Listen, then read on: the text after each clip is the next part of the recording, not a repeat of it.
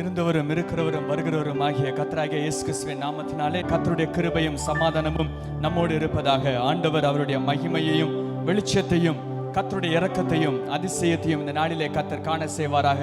அவருடைய மகிமையில் உள்ள ஐஸ்வர்யத்தின் நாம் பிரசன்னத்தை நாம் உணர்ந்து அவருடைய அளவற்ற கிருபையை பெற்று இந்த நாளிலே நாம் கடந்து செல்ல போகிறோம்.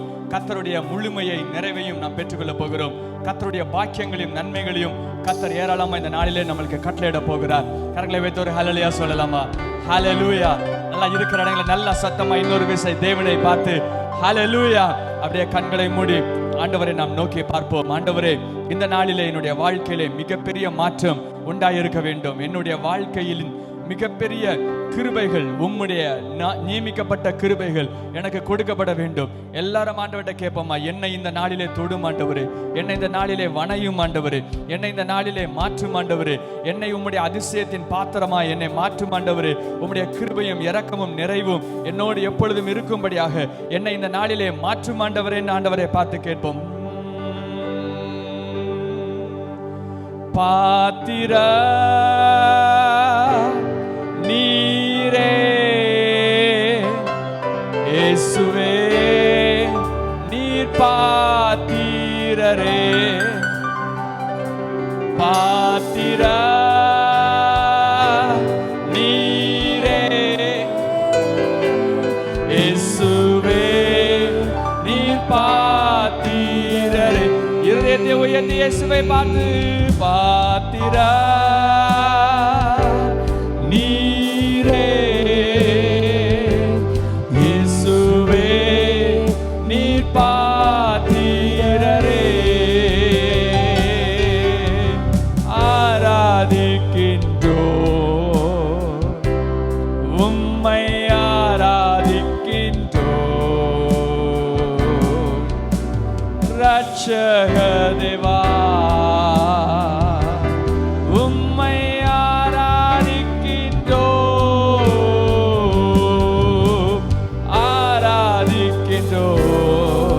இயேசுவே, ஆராதிக்கின்றோம்.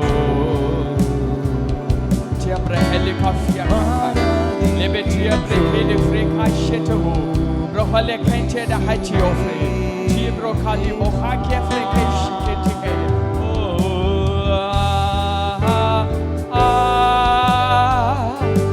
hallelujah,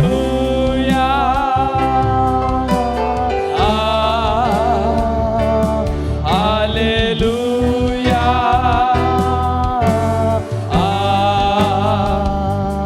hallelujah,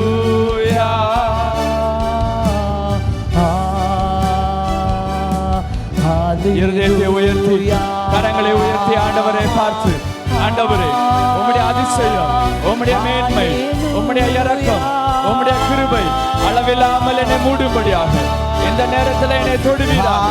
உம்முடைய அக்னியினாலும் வல்லமையினாலும் ஆட்கொள்வீராக.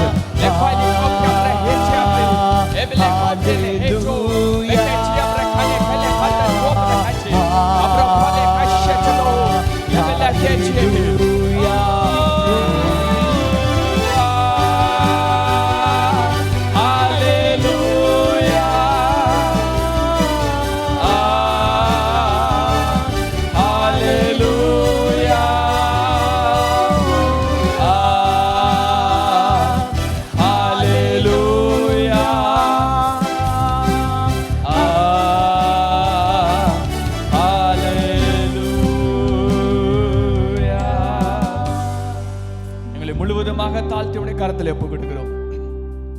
உடைய பலத்துக்குள்ளாக எங்களை காத்துக்கொள்ளும். உடைய கிருபையின் மறைவும் கோட்டையும் எங்களுக்கு உண்டாயிருக்கட்டும். உயிர்த்தெழுந்த இயேசு கிறிஸ்து மூலம் ஜெபிக்கிறோம் நல்ல பிதாவே, ஆமென், ஆமென். கர்த்தர் இந்த நாளிலே அவருடைய அதிசயங்களை நம்மத்திலே ஆழமாய் கர்த்தர் செய்வாராக. அவருடைய உன்னதமான உயிர்த்தெழுந்த மகிமையும் வல்லமையும் ஆட்கொண்டு நம்முடைய வாழ்க்கையை மாற்றி கர்த்தருக்குள்ளாக எப்பொழுதும் நம்மை காத்துக் கொள்வதாக. வேதாகமத்தில் உள்ள சில காரியங்களை இந்த நாளில் நாம் கற்றுக்கொள்ள போகிறோம். கர்த்தருடைய நன்மை நம்முடைய வாழ்க்கையிலே பரிபூரணமாய் எந்த நாளிலும் எப்பொழுதும் இருப்பதாக. வேதாகமத்திலே அநேக காரியங்கள் முத்திரிக்கப்பட்டிருக்கிறது என்று நமக்கு தெரியும். ஆனால் நான் இன்றைக்கு ஒரு காரியத்தை உங்களுக்கு சொல்ல விரும்புகிறேன். வேதாகமம் முழுவதும் முத்திரிக்கப்பட்டிருக்கிறது. Not just some part of the Bible is hidden. Everything in Bible is mystery. வேதாகமத்தில் எழுதப்பட்டிருக்கிற ஒவ்வொரு காரியமும் அவைகள் மறைக்கப்பட்டிருக்கிறது. ஒருவேளை நமக்கு தெரியும் சில தரிசனங்கள் மறைக்கப்பட்டிருக்கிறது, முத்திரிக்கப்பட்டிருக்கிறது என்று தெரியும். சில வசனங்கள் முத்திரிக்கப்பட்டிருக்கிறது என்று தெரியும். ஆனால் வேதாகமத்தில் இருக்கிற சகல காரியங்களும் உங்களுக்கு முன்பதாக, நமக்கு முன்பதாக முத்திரிக்கப்பட்ட இருக்கிறது. It has been hidden and it is under the layer of mystery. ஒரு மறைபொருளாகவும் மறைவிடத்தில் இருக்கிற ஒரு பொக்கிஷமாகவும் அவைகள் இருக்கிறது. ஏன் அவ்வாறாக இருக்கிறது என்று நீங்கள் புரிந்திருக்க வேண்டும். எடுத்துக்கொள்ளுங்கள், யோவான் 6ஆம் அதிகாரத்திலே இப்படியாக சொல்லுகிறது. வேத எழுத்துக்களும் வேதாகமும், வேதாகமத்தில் இருக்கிற ஒவ்வொரு காரியமும் எப்படியா இருக்கிறது, எந்த மண்டலத்தில் இருக்கிறது என்று எழுதப்பட்டிருக்கிறது. யோவான் 6ஆம் அதிகாரம் 63ஆம் வசனம் இப்படியாக சொல்லுகிறது. ஆவியை உயிர்ப்பிக்கிறது, மாம்சமானது ஒன்றுக்கும் உதவாது. நான் உங்களுக்கு சொல்லுகிற வசனங்கள் ஆவியாயும் ஜீவனாயும் இருக்கிறது. வேத எழுத்துக்கள் எல்லாம் ஆவி என்கிற ஒரு மண்டலத்திலே எழுதப்பட்டிருக்கிறது. ஜீவன் என்கிற ஒரு விஷயம் உங்களுக்கு வேண்டும் என்றால் ஆவி என்கிற மண்டலத்துக்கு உள்ளாதாக அது இருக்கிறது. ஆவியின் மண்டலத்தில் இருப்பதினால் மாம்ச மண்டலத்தில் இருந்து பார்க்கிறவர்கள் அனைவருக்கும் அது முத்திரிக்கப்பட்டதாக இருக்கிறது. இல்லாவிட்டால் வேறு விதமாய் சொல்ல வேண்டும் என்றால் ஆவிக்குரிய பிரமாணங்களையும் ஆவிக்குரிய காரியங்களையும் மாம்சத்திலே அவைகளை நீங்கள் ருசிக்கவோ அவைகளை ஏற்றுக்கொள்ளவோ அவைகளை புரியவோ முயற்சிக்க கூடாது. If you understand the things of the spirit by your flesh, you are doing wrong. நீங்கள் ஆவிக்குரிய காரியங்களையும் பிரமாணத்தையும் மாம்சத்தின் வழிவகையாகவும் உங்களுக்கு தெரிந்த ஞானத்தின் பிரகாரமாகவும் உங்களுக்கு கொடுக்கப்பட்ட சூழ்நிலைகளின் பிரகாரமாகவும் நீங்க வேத எழுத்துக்களை, ஆவியின் மண்டலங்களிலே எழுதப்பட்டிருக்கிற எழுத்துக்களை நீங்கள் புரிவதற்கு முயற்சி செய்தால் அவைகள் தவறாக முறிந்துவிடும். 63ஆம் வசனத்தை மீண்டும் வாசிக்கிறேன். அவைகள் ஆவியாய் இருக்கிறது, ஜீவனாய் இருக்கிறது. அதற்கு எதிராக நாம் பார்த்தோம் என்றால் அது மாம்சத்தில் இருக்கிறது, மரணமாய் இருக்கிறது. இந்த வசனங்கள் ஆவியாய் இருக்கிறது, ஜீவனாய் இருக்கிறது. புரண்டு படித்தால், மாம்சத்திலே படித்தால் இது மாம்சமாய் இருக்கிறது, மரணமாய் இருக்கிறது. ஆவிக்குரிய காரியத்தை மாம்சத்திலே படிப்பதற்கு ஒரு வார்த்தை சொல்லப்பட்டிருக்கிறது. If you do the things or if you understand the things or if you take the things of the spirit and use by your flesh, it is called as sorcery. நீங்கள் ஆவிக்குரிய காரியத்தை மாம்சத்திலே எடுத்து நீங்கள் பிரயோஜனம் படுத்தினால் அதற்கு பேர் மந்திரவாதம் என்று சொல்லப்படுகிறது. ஆவிக்குரிய காரியத்தை மாம்சத்தில் எடுத்து செயல்படுத்தினால் அதற்கு பெயர் மந்திரவாதம், அதற்கு பெயர் மந்திரம், அதற்கு பெயர் கர்த்தருடைய வார்த்தை அல்ல, அதற்கு பெயர் மந்திரம். இந்த இடத்திலே சொல்லப்பட்டிருக்கிற வார்த்தைகள் பிறண்டு போகிறதுக்கு ஏதுவாக அவைகள் இருக்கிறது. அப்படி என்றால் நாம் வைத்திருக்கிற அநேக காரியங்கள், மாம்சத்திலே புரிகிற அநேக காரியங்கள் மந்திரங்களாகவும் மந்திர காரியங்களாகவும் இருக்கிறது. We are under sorcery and we have become a sorcerer. ஒரு மந்திரவாதியாக நாம் மாறிவிட்டோம். அநேக ஜபங்களும் அநேக போதனைகளும் அது மந்திரங்களாகவே இருக்கிறது ஒழிய அது ஆவிக்குரிய மண்டலத்திலே இல்லை. ஆகவே எப்படி ஆண்டவர் வைத்திருக்கிறார் என்றால் சகலத்தையும் முத்திரித்து வைத்திருக்கிறார். ஏன் முத்திரித்து வைத்திருக்கிறார்? தவறாக ஆவிக்குரிய காரியங்களை எடுத்து மாம்சத்திலே அதை புரிந்து மாம்சத்திலே அதை அசுசிப்படுத்தாதபடி கர்த்தர் அதை முத்திரித்து வைத்திருக்கிறார். சில வெளிப்பாடுகள் உங்களுக்கு வெளிப்படும், ஆனால் அது முத்திரிக்கப்பட்டிருக்கிறது. வெளிப்பாடு உங்களுக்கு கொடுக்க உடனே அதில் நடக்கின்ற கிருபை கிடைக்காது. வெளிப்பாடு கரங்களில் வந்தவுடன் உங்களுக்கு நடப்பதற்கான வாய்ப்புகள் கொடுக்கப்படாது. ஏனென்றால் வெளிப்பாடு வந்ததுக்கு அப்புறம் மாம்சம் அழிந்து அவற்றை புரிகிற கோணங்கள் மாற்றப்பட்டு ஆவியின் பிரமாணங்களுக்குள்ளாக சென்று ஆவிக்குரிய வெளிப்பாடுகளை ஆவியிலே நின்று பெற்றுக்கொள்வதற்கான சக்தியும் உண்மை என்கிற பக்குவமும் இருதயத்தில் எழுப்பப்பட்டால் மாத்திரம்தான் கர்த்தர் சில காரியங்களை நடப்பதற்கான காரியங்களை திறப்பதற்கு கர்த்தர் அனுமதி கொடுக்கிறவராய் இருக்கிறார். ஹல்லேலூயா. நேற்று இரவு சுதந்திரத்தை பற்றி கற்றுக்கொண்டோம். சுதந்திரத்தினுடைய அநேக எல்கைகளும் அநேக மண்டலங்களும் ஆவி என்கிற பிரமாணத்திலே உள்ளதாய் இருக்கிறது. ஆவி என்கிற பிரமாணம் இருக்கிறது என்று நான் உங்களுக்கு காண்பிக்க விரும்புகிறேன். ரோமர் 8ஆம் அதிகாரத்திலே 2ஆம் வசனம் இப்படியாக சொல்லுகிறது. 3 பிரமாணங்கள் இருக்கிறது என்று சொல்லுகிறது. ரோமர் 8ஆம் அதிகாரம் 2ஆம் வசனம், கிறிஸ்து இயேசுவினாலே ஜீவனுடைய ஆவியின் பிரமாணம். அப்படி ஒரு பிரமாணம் இருக்கிறது, ஜீவனுடைய ஆவியின் பிரமாணம். ஆவி என்கிற வார்த்தை வருகிற இடத்துல எல்லாம் ஜீவன் என்கிற வார்த்தை வரும். There is a difference between living and having life. வாழுகிறது வேற, ஜீவன் வேற. உங்களுக்கு வேலை கிடைச்ச உடனே உங்களுக்கு வாழ்க்கை கிடைக்காது, வாழுவீங்க அவ்வளவுதான். உங்களுக்கு வீடு கட்டின உடனே you will not get life. ஜீவன் கிடைக்காது, வாழ ஆரம்பிப்பீங்க. There is a big difference between living and having life. ஜீவன் இருக்கிறது வேற, வாழுகிறது வேற. நாம் வைத்திருக்கிற காரியங்கள் எல்லாம் வாழ்க்கையின் காரியங்களா இருக்கிறது, ஜீவனின் காரியங்களா இல்லை. ஏனென்றால் ஜீவனின் காரியங்கள் சகலமும் அவைகள் ஆவியின் பிரமாணத்தில் இருக்கிறது. எனக்கு புரிந்தவங்களா ஒரு ஹல்லேலூயா சொல்லுங்களேன். ஹல்லேலூயா. இரண்டாம் வசனத்தை வாசியுங்கள். ஜீவனுடைய ஆவியின் பிரமாணம், இன்னொரு ஒரு பிரமாணம் இருக்கிறது. பாவம் என்கிற பிரமாணமும் மரணம் என்கிற பிரமாணத்தில் இருந்து விடுதலையாக்கிற்றே என்று எழுதப்பட்டிருக்கிறது. பாவம் என்கிற பிரமாணத்தில் இருந்து ஆவியின் காரியங்களை பார்க்க முடியாது, மரணம் என்கிற பிரமாணத்தில் இருந்து ஆவியின் ஜீவனுடைய காரியங்களை பார்க்க முடியாது. ஆகவே முத்திரிக்கப்பட்டிருக்கிறது. வேதாகமத்தில் முத்திரிக்கப்பட்டிருக்கிற அநேக ரகசியங்கள் உண்டு, அநேக காரியங்களை உண்டு. அவைகளிலே மிகவும் முக்கியமான ஒரு காரியத்தை உங்களோடு நான் இன்றைக்கு பேசி உங்களோடு கர்த்தர் சொல்லுகிற பிரகாரமாக அவைகளை வெளிப்படுத்த நான் விரும்புகிறேன். A great mystery that has been given in the Bible and it is hidden for more than 6000 years. 6000 ஆண்டுகளாக மறைந்திருக்கிற ஒரு ரகசியத்தை நான் உடைத்து உங்களுக்கு முன்பதாக காண்பிக்க விரும்புகிறேன். இவைகள் கர்த்தருடைய இயேசு கிறிஸ்துவின் காலத்துக்கு பிற்பதாகவும் இவைகள் மறைக்கப்பட்டிருக்கிறது, இவைகள் முத்திரிக்கப்பட்டிருக்கிறது. இவைகள் சபைகளுக்கு சொல்லும்படியாக அவைகள் அறிவுறுத்தப்படவில்லை. காலம் வந்திருக்கிறது, கடைசி காலத்திலே கர்த்தர் இவைகளை வெளிப்படுத்துகிறார். ஏனென்றால் நாம் நடந்து மகிமையை அடைகிற காலம் வந்திருக்கிறது. ஹல்லேலூயா. நேற்றே நான் உங்களிடத்தில் சொன்னேன், கர்த்தருடைய சுதந்திரங்களை பெற்றுக்கொள்கிற காலம் வந்திருக்கிறது. It is not a time for us to watch the things of God. It is a time for us to do the things of God. கர்த்தருடைய பிரமாணங்களும் காரியங்களும் நடப்பதை வாய்ப்பாப்பதற்காக ஒரு கூட்டத்தை கர்த்தர் எழுப்பவில்லை. கர்த்தருடைய ராஜ்யத்தின் காரியங்களை செயல்படுத்துகிற ஒரு கூட்டத்தை கர்த்தர் எழுப்பி கொண்டிருக்கிறார். ஹல்லேலூயா. கரங்களை தட்டி கர்த்தருக்கு நன்றி செலுத்துவோமா? ஹல்லேலூயா. நீங்கள் பாவத்தில் இருந்து கொண்டிருக்கலாம், உலகம் தான் வேணும் என்று சென்று கொண்டிருக்கலாம். நீங்கள் எங்கிட்டோ இருங்க, ஒரு கூட்டம் எழும்புகிறது. அந்த கூட்டம் கர்த்தருடைய ராஜ்யத்தை பூமியிலே கொண்டு வர போகிறது. ஹல்லேலூயா. ஹல்லேலூயா. எல்லாம் விழுந்துட்டு இருக்கு, அப்படி விழுந்துட்டு இருக்கு, இப்படி நடந்துட்டு இருக்குன்னு சொல்லலாம். கர்த்தர் கூட்டங்களை எழுப்பி கொண்டிருக்கிறார். அவருக்கு பிரியமான பிள்ளைகளை எழுப்பி கொண்டிருக்கிறார். ரகசியங்களை உடைத்து நடக்கிற காலத்துக்குள்ளாக கர்த்தர் நம்மை அழைத்து சென்று கொண்டிருக்கிறார். வேதாகமத்தில் எழுதப்பட்டிருக்கிற மிகப்பெரிய ரகசியம் ஒன்று உண்டு. அவற்றை நான் உங்களோடு இன்றைக்கு பேச விரும்புகிறேன். வேதாகமத்தில் மறைக்கப்பட்டிருக்கிற ரகசியம் பலிபீடம் என்கிற ஒரு ரகசியம். பலிபீடம் என்கிற ஒரு காரியம் வேதாகமம் முழுவதும் எழுதப்பட்டிருக்கிறது, வேதாகமம் முழுவதும் நிரப்பப்பட்டிருக்கிறது. பழைய ஏற்பாட்டிலே எல்லா பரிசுத்தவான்களுக்கும் எல்லா தேவனுடைய பிள்ளைகளுக்கும் தெரிந்திருந்த ஒரு ரகசியம் உண்டு, பலிபீடம் என்கிற ரகசியம். ஆங்கிலத்திலே ஆல்டர் என்கிற வார்த்தையிலே குறிக்கப்பட்டிருக்கிறது. நீங்கள் ஆல்டர் என்று சொன்னவுடன் நம்ம சர்ச்சில் இருக்கிற ஆல்டர் என்கிற ஒரு பிரமாணம் மாத்திரம் உங்களுக்கு ஞாபகம் வரும். அதை தாண்டி அநேக காரியங்கள் நான் உங்களுக்கு வெளிப்படுத்த போகிறேன். ஒருவேளை பேப்பர் பேனா இருந்துச்சுன்னா நீங்க குறித்துக் கொள்ளுங்கள். வேகமாக அநேக காரியங்களை நான் சொல்லுவேன். நீங்கள் இந்த நாளிலே நீங்கள் கற்றுக்கொள்ளுங்கள். அதற்கு பின்பதாக வீட்டிலே போய் இந்த காரியங்களை இன்னும் அநேகமாக வாசித்து நீங்கள் புரிந்து தேவனோடு இணைந்து கர்த்தர் ஆவிக்குரிய மண்டலத்தில் எழுதியிருக்கிற சுதந்திரங்களை பெற்றுக்கொள்ள நான் உங்களை அழைக்கிறேன். வேதாகமத்திலே பலிபீடம் அவைகள் நிரப்பப்பட்டதாக இருக்கிறது, அவைகள் மிகவும் ரகசியமாக வைக்கப்பட்டதாக இருக்கிறது. ஒரு குடும்பத்துக்கு மட்டும் மாத்திரம் விளக்கப்பட்ட விளக்கமாக இருக்கிறது. அவைகளை நாம் இன்றைக்கு கற்றுக்கொள்ள போகிறோம். ஆதியாகமம் 4ஆம் அதிகாரத்திலே முதலாவதாக வேதாகமத்திலே அந்த பலிபீடத்தை குறித்து எழுதப்பட்டிருக்கிறது. முதலாவதாக 2 மனிதர்கள் இருந்தார்கள், காயின் ஆபேல் என்று பிறந்த 2 பேர் அவர்கள் இருக்கிறார்கள். அவர்களிடத்தில் எதிர்பார்த்த முதல் செயல் என்னவென்றால் நன்றாக சாப்பிடுங்கள் என்கிற செயல் அல்ல, எப்படி ஃபேஷன் டிசைன் பண்ணி அழகா ட்ரெஸ் போட்டிருக்கிறீங்க என்பதை பார்ப்பதாக ஆண்டவர் கேட்கவில்லை. என்னெல்லாம் செஞ்சிருக்கிறீங்க, என்னெல்லாம் நீங்க செஞ்சிருக்கிறீங்க, என்ன வேலை பார்க்கிறீர்கள், என்னெல்லாம் பண்ணிருக்கிறீர்கள், இப்படி கேட்கவில்லை. அவர்களிடத்தில் முதலாவதாக எதிர்பார்த்தது the mystery of the altar, அதாவது பலிபீடத்தின் ரகசியத்தை தான். அதனுடைய புரோட்டோகால்ஸை ஃபாலோ பண்ணுகிறார்களா, அதனுடைய காரியங்களை பிரமாணங்களை சரியாக வைத்து அவர்கள் பின்பற்றுகிறார்களா என்பதை தான் முதலாவதாக கர்த்தர் மனிதனிடத்திலே எதிர்பார்த்தார். ஆதியாகமம் 4ஆம் அதிகாரம் 2ஆம் வசனத்திலே ஆபேல் சகோதரனாகிய ஆபேலை பெற்றான். ஆபேல் ஆடு மேய்க்கிறவனாய் இருக்கிறான். 3 நாட்கள் பின்பு சில நாள் சென்ற பின்பு காயின் நிலத்தின் கனிகளை கர்த்தருக்கு காணிக்கையாக கொண்டு வந்தான். ஆபேலும் மந்தையின் தலையீற்றுகளில் கொழுமையானவைகளை சிலவற்றை கொண்டு வந்தான். அப்பொழுது ஆபேலையும் அவன் காணிக்கையும் கர்த்தர் அங்கீகரித்தார் என்று எழுதப்பட்டிருக்கிறது. வேதாகமத்திலே காணிக்கைகளை கொண்டு வந்தார்கள் என்கிற வார்த்தை தான் சொல்லப்பட்டிருக்கிறது.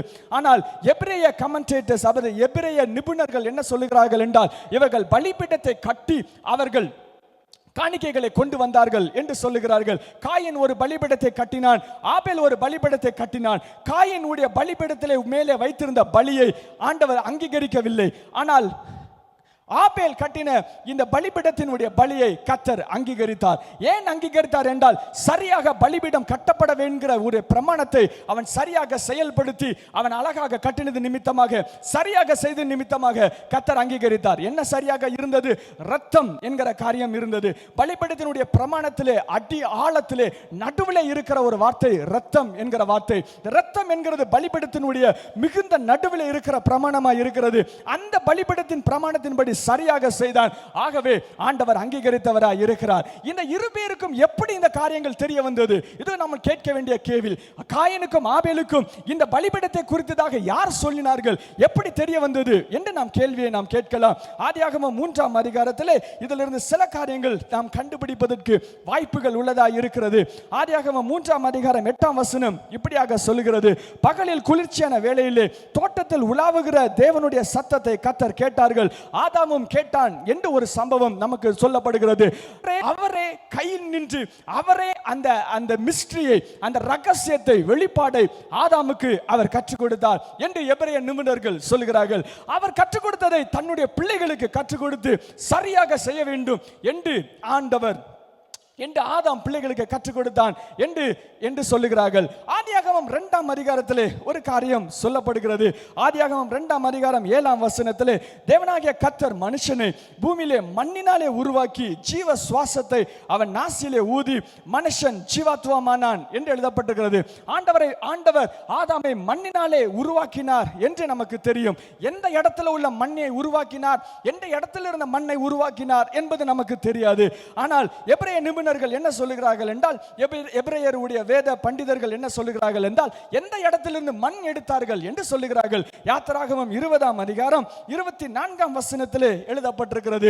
எந்த இடத்திலிருந்து கர்த்தர் ஆதாமை உருவாக்குவதற்கு மண்ணை எடுத்தார் என்று யாத்திராகமம் 20ஆம் அதிகாரம் 24ஆம் வசனத்திலே எழுதப்பட்டதை அவர்கள் சொல்லுகிறார்கள்.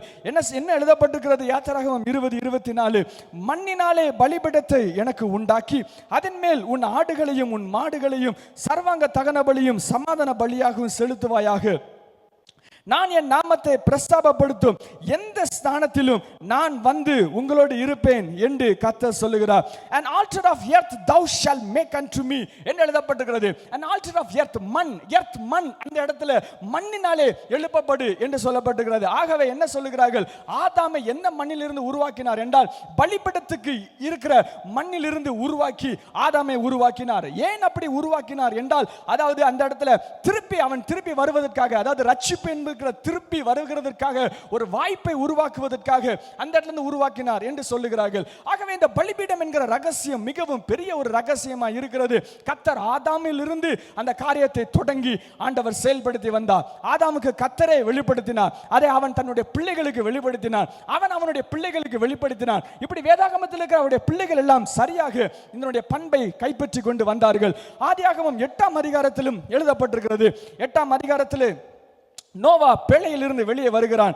நோவா பிழையிலிருந்து வெளியே வந்தவுடன் என்னது செய்கிறான்? முதலாவதாக என்ன செய்கிறான்? 20வது வசனம், அப்பொழுது நோவா கர்த்தருக்கு ஒரு பலிபீடம் கட்டி சுத்தமான சகல மிருகங்களிலும் சுத்தமான சகல பறவைகள் சிலவற்றை தெரிந்து கொண்டு அவைகள் பலிபீடத்தின் மேல் தகன பலிகளாக பலியிட்டான் என்று எழுதப்பட்டிருக்கிறது. நோவா வெளியே வந்தவுடன் முதல்ல செய்யறது என்னன்னா, பலிபீடம் அவன் கட்டுகிறான். அவர்களுக்கு ஏதோ ஒரு ரகசியம் தெரிந்திருக்கிறது. வேதாகமத்தில் உள்ள பழைய ஏற்பாட்டு பெரிய பெரிய பரிசுத்தவான்களுக்கு ஒரு ரகசியம் தெரிந்திருக்கிறது.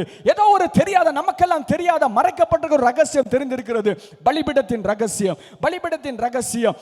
ஆதாமும் ஏதேன் தோட்டத்திலிருந்து வெளியே துரத்தப்பட்டவுடன் முதலாவதாக செய்தது பலிபீடம் கட்டினான் என்று சொல்லுகிறார்கள். ஆதியாகமம் 22ஆம் அதிகாரத்துக்கு வாருங்கள். 22ஆம் அதிகாரத்திலே ஆபிரகாம் பலிபீடம் கட்டுகிறான். பலிபீடம் கட்டி தன்னுடைய பிள்ளையையே அதிலே வைக்கிறான். அதற்கு பின்பதாக மோசே பலிபீடம் கட்டுகிறான். யாக்கோபு பலிபீடம் கட்டுகிறான். 35ஆம் அதிகாரத்தில் எழுதப்பட்டிருக்கிறது, யாக்கோபு பலிபீடத்தை கட்டுகிறான் என்று எழுதப்பட்டிருக்கிறது. அதிலே பெத்தேல் என்று அவன் பெயரிடுகிறான். யாக்கோபு பலிபீடம் கட்டுகிறான், மோசே பலிபீடம் கட்டுகிறான், யோசுவா பலிபீடம் கட்டுகிறான். வேதாகமத்தில் இருக்கிற எல்லாரும் பலிபீடம் கட்டுகிறார்கள். தாவீது பலிபீடம் கட்டுகிறான், சாலமோன் பலிபீடம் கட்டுகிறான். அதுக்கு பின்பதாக எலியா பலிபீடம் கட்டுகிறான். எல்லாருக்கும் ஏதோ தெரியுது, ஏதோ ஒரு ரகசியம் தெரியுது. எல்லாரும் ஒத்த வீட்டு பிள்ளைகள், வாரிசுகள், தலைமுறையிலே அவைகள் வாழ்ந்தவர்கள். அதாவது நோவாவும் ஆதாமும் சொந்தக்காரங்க, பிள்ளைங்க. நோவாவுடைய பிள்ளை தான் ஆபிரகாம், ஆபிரகாமுடைய பிள்ளை தான் அடுத்து வருகிறவர்கள் ஈசாக்கு, யாக்கோபு. எல்லாம் ஒரு குடும்பத்தின் கதையாக வேதாகமத்தில் எழுதப்பட்டிருக்கிறது. அந்த ஒரு குடும்பத்துக்கு மாத்திரம் தெரிந்த ஒரு ரகசியம் ஒன்று இருக்கிறது. பலிபீடம் என்கிற ரகசியம் ஆண்டவரை ஆரம்பித்து வைத்து கொடுத்த ஒரு ரகசியம் பலிபீடம் என்கிற ரகசியமாய் இருக்கிறது. இந்த பலிபீடம் அப்படிங்கிற ரகசியத்தில் என்ன இருக்குது? அப்படி என்ன பெருசா இது செய்ய போகுது? இந்த பலிபீடத்தை கட்டினா என்ன ஆகும்? பலிபீடத்தை ஒன்று எழுப்புனா என்ன ஆகும்? என்னுடைய வாழ்க்கையில பலிபீடம் எழுப்பப்படுகிறது, பிரயாசம் என்ன? அதை எப்படி செய்ய வேண்டும்? எப்படி குடும்பத்திலே பலிபீடம் கட்ட வேண்டும்? கட்டணுமா? கண்டிப்பா கட்டணுமா? கட்டணும்னா எப்படி கட்டணும்? ஆலயத்தில் பலிபீடம் கட்ட வேண்டும். ஆலயத்தை பலிபீடம் கட்டணும்னா எப்படி கட்டணும்? இந்த ரகசியங்கள் எல்லாம் வேகமாக சில காரியங்கள் நாம் கற்றுக்கொள்ள போகிறோம். பலிபீடத்தை கட்டுகிறதுனால் என்ன நடக்கிறது? அது ஏன் அப்படி பண்ணோம்னா என்ன ஆகும்? என்ன பெருசா ஆயிரும்? அது கட்டணும்னா என்ன காரியத்தை அது செய்யும் என்ற அதனுடைய வல்லமையையும் அது செய்த காரியங்களையும் நாம் வரிசையாக சில காரியங்களை வாசித்து நாம் புரிந்து கொள்ள போகிறோம். வாசித்த பகுதிக்கு செல்வோம். ஆதியாகமம் 4ஆம் அதிகாரம். ஆதியாகமம் 4ஆம் அதிகாரத்திலே ஆபேல் பலிபீடத்தை அவன் சாதாரணமாக கட்டுகிறான். பூமியில இருக்கிறான், நம்மளை போல சாதாரண மனிதனாக இருக்கிறான். ஒரு பலிபீடத்தை கட்டுகிறான், ஆடை வைக்கிறான், அடிக்கிறான். அடிச்சு முடிச்ச உடனே என்ன நடக்கிறது? 4ஆம் வசனம் கடைசியில் எழுதப்பட்டிருக்கிறது. ஆபேலையும் அவன் காணிக்கையையும் கர்த்தர் அங்கீகரித்தார். அடுத்தவன் மீது எரிச்சல் மூழ்கிறது, ஒருத்தவனை கர்த்தர் ஏற்றுக்கொள்கிறார். இந்த பலிபீடம் கட்டின உடனே ஏதோ ஒன்று நடக்குது, ஏதோ ஒரு காரியம் கிளம்புகிறது, ஏதோ ஒரு காரியம் செல்கிறது, அது அங்கீகரிக்கப்படுகிறது. எப்படி அங்கீகரிக்கப்படுகிறது? காயினையும் அவன் காணிக்கையையும் காயினையும் சேர்த்து, ஆபேலையும் சேர்த்து கர்த்தர் அங்கீகரிக்கிறார். காணிக்கையை மாத்திரம் அங்கீகரிக்கல, he accepts the person who is giving the sacrifice. பலியை செலுத்துகிற மனிதனையும் சேர்த்து அங்கீகரிக்கிறான். இன்னொரு இடத்துல நாம் வாசிக்கும் பொழுது இதனுடைய தன்மைகள் என்ன நடக்கும் என்று சரியாக நாம் புரிய போகிறோம். ஆதியாகமம் 8ஆம் அதிகாரத்தை வாசித்தோம், மீண்டும் நாம் வாசிப்போம். ஆதியாகமம் 8ஆம் அதிகாரத்துக்கு நாம் செல்வோம். 20வது வசனம். அப்பொழுது நோவா கர்த்தருக்கு ஒரு பலிபீடம் கட்டுகிறான். சுத்தமான சகல மிருகங்களையும் சுத்தமான சகல பறவைகளையும் சிலவற்றை தெரிந்து கொண்டு பலிபீடத்தின் மேல் தகன பலியாக பலியிட்டுட்டான். அடுத்து என்ன நடக்கும்? பலியிட்டா என்ன நடக்கும்? அடுத்த வசனம் பாருங்க, என்ன நடந்துச்சுன்னு எழுதப்பட்டிருக்கிறது. 21ஆம் வசனம். என்ன நடந்தது? சுகந்த வாசனையை கர்த்தர் முகர்ந்தார். எல்லாரும் சொல்லுங்களேன் சத்தமாய், சுகந்த வாசனையை கர்த்தர் முகர்ந்தார். இங்கிருந்து எழும்புகிறது எவ்வளவு தூரத்துக்கு எழும்புன்னு தெரியாது. இப்ப இந்த இடத்துல ஒரு ஆடை அடிச்சு நான் தீய வச்சு எரிச்சேன்னா புகை எவ்வளவு தூரத்துக்கு போகும்? மேஞ்சு போனா அந்த மேல உள்ள ரூஃப் வரைக்கும் போகும். அதுக்கு மேல அக்கினி போகுமா? போகாது. இந்த டவர் வரைக்கும் இந்த புகை போகும் நினைக்கீங்களா? வாய்ப்பே கிடையாது. கொஞ்ச தூரம் எழும்புற மாதிரி தான் கண்ணுக்கு தெரியும். ஆனா ஒரு பலிபீடத்தை வைத்து காணிக்கையை வச்சு அதை எரிச்ச உடனே எங்க வர போகுதுன்னா, கர்த்தர் சிங்காசனத்திலே யாரும் ஒருவரும் உள்ளே செல்ல முடியாத ஒரு இடத்துல இருக்கிற சிங்காசனத்தில் 21ஆம் வசனத்தை வாசிக்கிறேன். அப்பொழுது கர்த்தர், இனி நான் சபிப்பதில்லை, மனுஷனுடைய இருதயம் பொல்லாததா இருக்கிறது, நான் செய்வதில்லை. அடுத்த வசனம். பூமி அறுப்பும் சீதனமும் உஷ்ணமும் கோடைக்காலமும் மாரிக்காலமும் பகலும் இருவதிலும் இரவும் ஒளிவதில்லை என்று முடியுங்களா என்று எங்க சொன்னாராம்? என்று தம்முடைய உள்ளத்திலே சொன்னார். Altar has the ability to provoke God, and it has the ability to touch the nose hair of God and change the thinkings of God.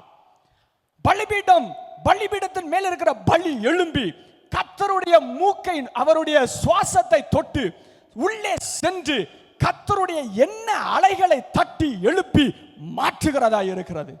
ஹல்லேலூயா. அதுக்கு முன்பதாக கோபமாய் இருக்கிறார், அதுக்கு முன்பதாக எரிச்சலாய் இருக்கிறார், அதுக்கு முன்பதாக அழிக்கிறதா இருக்கிறார். ஒரு பலி எழுப்பி வருகிறது, உள்ள போய் மேலுள்ள யோசிக்கிற யோசனையை மாத்திர சக்தி உள்ளதா இருக்கிறது. ஹல்லேலூயா, ஹல்லேலூயா, ஹல்லேலூயா. பலி என்பது முக்கியம், பலிபீடம் என்பது முக்கியம், பலி என்பது முக்கியம், பலிபீடம் என்பது முக்கியம். பலியை சுமந்து செல்கிறதுக்கு பேர் தான் பலியை சுமக்கிற பீடத்துக்கு பேர் தான் பலிபீடம். altar is not important, the sacrifice over the altar is important. பலிபீடத்தினுடைய மேன்மை என்னவென்றால் மேலே சுமக்கிற பலியா இருக்கிறது. ஆபிரகாமுக்கு சொல்லும் பொழுது பலியீடு ஃபுல் ஸ்டாப், அதுக்கப்புறம் கமா போட்டலாம் சொல்ல, பிள்ளைய பலியிடு, அவ்வளவுதான். குத்த வரும்போது நடிக்கலாம் செய்யல, உண்மையாகவே அவன் குத்த வந்தான், உண்மையாகவே பலியிட வந்தான். பக்கத்துல வரும்பொழுது கர்த்தர் சொல்லுகிறார் 11ஆம் வசனத்திலே, ஆபிரகாமே ஆபிரகாமே என்று கூப்பிட்டார். அவன் அடியேன் என்றான். பிள்ளையாண்டா போட அவனுக்கு ஒன்றும் செய்யாது, நீ நீ கொடுத்த அப்படின்னு சொல்லுகிறாங்க. சொல்லிட்டு ஆண்டவர் திருப்பி ஒரு வார்த்தையை சொல்லுகிறாங்க. என்ன சொல்லுகிறாரு பாருங்க, திருப்பி சொல்லுகிறார்கள். கர்த்தருடைய தூதனானவர் இரண்டாம் விசை வானத்திலிருந்து பொறுக்கல, அவ்வளவு இருதயத்தை மாறி சொன்னதுக்கு அப்புறம் கூப்பிடாமலே திருப்பி வந்து ஆன்சர் சொல்லுகிறார். ஹல்லேலூயா. நம்ம கூப்பிடும் போது தான் ஆண்டவர் வருவாருன்னு நினைக்கிறோம். கூப்பிடாமலே ஆண்டவரை என்ன சொல்லுகிறார்?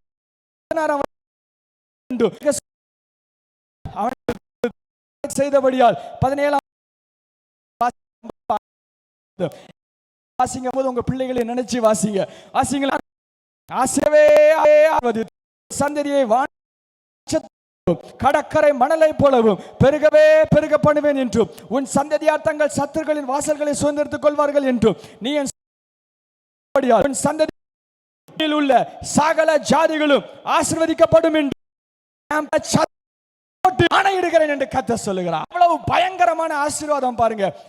கோபமா இருக்கிறார், ரொம்ப ரொம்ப கோபமா இருக்கிறார். 2 சாமுவேல் 24 அதிகாரம் 419 பக்கம். 3 சாபத்தை கொடுத்து உனக்கு என்ன வேணும்னு கேட்கிறாங்க. நீங்க வீட்டுல போய் அதை வாசியுங்கள். என்ன செய்யணும்னு தெரியல, ஆண்டவருடைய கரத்திலே விழுகிறார் தாவீது. விழுந்த உடனே ஒரு தேவதூதன் வந்து அழிக்க ஆரம்பிக்கிறான். 16 வசனம். ஆண்டவருடைய கோபம் அது, மறந்துடாதீங்க, இதான் முக்கியமான வார்த்தை. கோபம் பற்றி எரிகிறது. 16 வசனம். தேவதூதன் எருசலேமை அழிக்க தன் கையை அதன் மேல் நீட்டின போது கர்த்தர் அந்த தீங்குக்கு மனஸ்தாபப்பட்டார். அதுக்கு முன்பதாக நிறைய பேர் இறந்து விடுவார்கள். 15 வசனம். அப்பொழுது கர்த்தர் இஸ்ரவேலின் காலை தொடங்கி குறித்த காலம் வரைக்கும் கொள்ளை நோயை வரப்பண்ணினார்.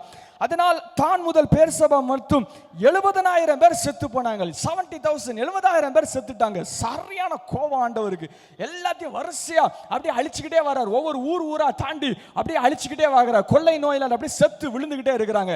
என்ன பலனை தெரியல, செம்ம கோபத்துல இருக்குது. அப்போ திடீர்னு ஒன்று நடக்குது. Out of nowhere it happened. திடீர்னு ஒன்று நடக்குது. என்ன நடக்குது பாருங்க. 18 வசனம். 2 சாமுவேல் 24:18. அன்றைய தினம் காத் என்பவன் தாவீதினிடத்தில் வந்து அவனை நோக்கி, நீர் போய் எபூசியனாகிய அர்னாவின் களத்திலே கர்த்தருக்கு ஒரு பலிபீடத்தை உண்டாக்கும்னு சொல்றாங்க. டக்குன்னு ஒரு தீர்க்கதரிசி வருகிறார், வந்து சொல்லுகிறார். அவருடைய இருதயத்திலே ஆண்டவர் ஏதோ ஒரு ரகசியத்தை போட்டிருக்கிறார். ஏய், பலிபீடத்தை கட்ட சொல்லு. ஆண்டவரை கூல் பண்ணணுமா, ஐஸ் வைக்கணுமா, எண்ணத்தை மாத்தணுமா, கோபத்தை திருப்பணுமா, ஒரே ஆயுதம் தான், பலிபீடத்தை கட்டுன்னு சொல்லுகிறார். உடனே அவசரமா போகிறார். குறிப்பிட்ட ஒரு இடத்துக்கு போகிறார். He goes to the exact location of an altar. பலிபீடத்தில் நீங்கள் படிக்க வேண்டிய இன்னொரு ரகசியம் உண்டு. பலிபீடத்தை கண்ட இடத்துல கட்டாதபடி எச்சரிக்கையாக இரு என்று கர்த்தர் எழுதி வைத்திருக்கிறார். ஆகவே பலிபீடம் என்கிற கூரோடு சேர்த்து இடம் என்கிற ஒரு பொருள் இருக்கிறது. நீங்க இதை தனியாக வேதாகமத்தை நீங்கள் கற்றுக்கொள்ளும் பொழுது நீங்கள் ஆவியானவர் இடத்துல கேட்டு அதனுடைய காரியங்களை நீங்கள் கற்றுக்கொள்ளுங்கள். மனதிலே ஓரமாய் வைத்துக் கொள்ளுங்கள். பின்பதாக நீங்கள் வீட்டிலே போய் கற்றுக்கொள்ளும் பொழுது அந்த இடம் என்கிற ஒரு காரியத்தை வைத்து நீங்கள் கற்றுக்கொள்ளுங்கள். The position, the location of an altar is very important when you do the things of an altar. பலிபீடம்னு சொல்லுகிற இடத்துல இடம் என்பது ரொம்ப முக்கியமா இருக்கிறது. சரி, போகட்டும். உடனே அந்த இடத்துக்கு போகிறான். தாவீது ஓடுகிறான், காசு கொடுக்கிறான், வாங்குகிறான். 24 வசனம். அதை வாங்குகிறான், காசு கொடுத்து வாங்குகிறான். 25 வசனத்தை வாசிங்களேன். அங்கே பலிபீடத்தை கட்டி சர்வாங்க தகன பலிகளையும் சமாதான பலிகளையும் செலுத்தினான். வாசிங்க. அப்பொழுது கர்த்தர் தேசத்துக்காக செய்யப்பட்ட வேண்டுதலை கேட்டருளினார். இஸ்ரவேல் மேலிருந்த வாதை நிறுத்தப்பட்டது. எண்ணங்களை மாற்றுகிற சக்தி உடையது பலிபீடம். கர்த்தருடைய எண்ண அலைகளை ப்ரொவோக் பண்ணுகிறதை கிளர்ச்சியாக மாற்றுகிறது பலிபீடம். இன்னும் சில சம்பவங்களை சொல்லி உங்களுடைய இருதயத்தில் இவைகளை பதிய வைக்க நான் விரும்புகிறேன். 2 நாளாகமம் 1 அதிகாரத்துக்கு செல்வோம். 2 நாளாகமம் 1 அதிகாரத்தில் ஒரு சம்பவம் எழுதப்பட்டிருக்கிறது. சாலமோன் ராஜாவாக மாறுகிறான். ஒருவர் பிரைம் மினிஸ்டராகவோ இல்லாட்டி சீஃப் மினிஸ்டராகவோ மாறினா முதல்ல என்ன கையெழுத்து போடுறாங்கிறது ரொம்ப முக்கியம். எந்த ஃபைல்ல கையெழுத்து போடுகிறாங்க அப்படிங்கிறது ரொம்ப முக்கியமாக எல்லாரும் கவனிப்பார்கள். இவர் ராஜாவாக மாறினோன்னா முதல்ல என்ன செய்கிறான் பாருங்கள். முதலாக என்ன செய்கிறான். 2 வசனம். சாலமோன் 1000 பேருக்கு அதிபதிகளும் 100 பேருக்கு அதிபதிகளும் நியாயாதிபதிகளும் இஸ்ரவேல் எங்கும் உள்ள சகல வம்சங்களில் தலைவராகிய சகல பிரபுக்களும் அனைவரோடு பேசி அவர்கள் எல்லாரும் எழும்பி நின்று அவர்கள் ஒரு இடத்துக்கு செல்கிறார்கள். கிபியாவில் இருக்கிற மேடைக்கு சென்றார்கள். அதாவது பலிபீடத்துக்கு செல்கிறார்கள். 5 வசனம். ஊரின் புத்திரனாகிய ஊரின் குமாரனாகிய பெசலேல் உண்டு பண்ணின வெண்கல பலிபீடம் அங்கு இருந்தது. கர்த்தருக்கு வாசஸ்தலத்துக்கு முன்பதாக இருந்தது. சாலமோனும் சபையாரும் அதை நாடி போனார்கள். சாலமோன் ராஜாவான உடனே பலிபீடத்தை நோக்கி போகிறான். அப்போ அவனுக்கு யார் சொல்லி கொடுத்திருப்பா? யார் சொல்லி கொடுத்திருப்பா? வாய்ப்பே கிடையாது. தாவீது தான் சொல்லி கொடுத்திருக்கணும். நீ ராஜாவானவன அவனை முதல்ல எங்க போற அப்படின்னா பலிபீடத்துக்கு போறேன்னு சொல்லி கொடுத்துருக்கணும். பலிபீடத்தை கற்றுக் கொடுப்பார்கள் இஸ்ரவேலுடைய. அவர்களுக்கு அந்த பிரமாணத்தின் நிறைவு தெரியும். நாம் கிறிஸ்தவர்களை அவற்றை நாம் தொலைத்து போனோம். கர்த்தர் கடைசி காலங்களிலே திரும்பவும் அதை நமக்கு கற்றுக் கொடுத்து கொண்டிருக்கிறார். ஹல்லேலூயா. ஆகவே சாலமோன் சொல்லுகிறான், சாலமோன் பலிபீடத்துக்கு பார்த்து செல்கிறான். அங்கே போய் என்ன செய்கிறான்? 1 நாளாகமம் 1:6 அங்கே சாலமோன் ஆசரிப்பு கூடாரத்துக்கு முன்பதாக கர்த்தருடைய பலிபீடத்தின் மேல் 1000 சர்வாங்க தகன பலிகளை செலுத்தி பலியிட்டான் என்று எழுதப்பட்டிருக்கிறது. 1000 சர்வாங்க தகன பலியை செலுத்தினான். எப்படி செலுத்தினான்? பலிபீடம் ஒரு சின்ன அடியில தான் இருக்கும். ஒரு டைம் ஒரு ஆடு தான் வைக்க முடியும், ஒரு மாடு தான் வைக்க முடியும். ரொம்ப டைம் இருக்கனால வரிசையா வை, மொத்தமா வை, ஒரு 6 அடி மொத்தமா சீக்கிரம் நிறைய கிடக்கு அப்படின்லாம் சொல்ல முடியாது. ஒரு நேரத்தில் ஒன்று தான் வைக்க முடியும். ஒரு நேரத்தில் வச்சு அதை வச்சு ப்ரொசீஜரை கிட்டத்தட்ட 1 மணி நேரத்துக்கு மேலாக செல்லும். ஏனென்றால் அதை கழிவுகளை எடுத்து வெளியே கொண்டு போகணும், வெளியே போய் எரிக்கணும், அதில் இருக்கிற சுத்தமானதை தெளிக்கணும், சுத்தி ரத்தத்தை தெளிக்கணும், கொம்புகளை ரத்தத்தை வைக்கணும், தலையில காலில வயில ரத்தத்தை வைக்கணும். பெரிய ப்ரொசீஜர் அது. எல்லாத்தையும் செஞ்சு முடிக்கிறதுக்கு ரொம்ப நேரம் ஆகும்.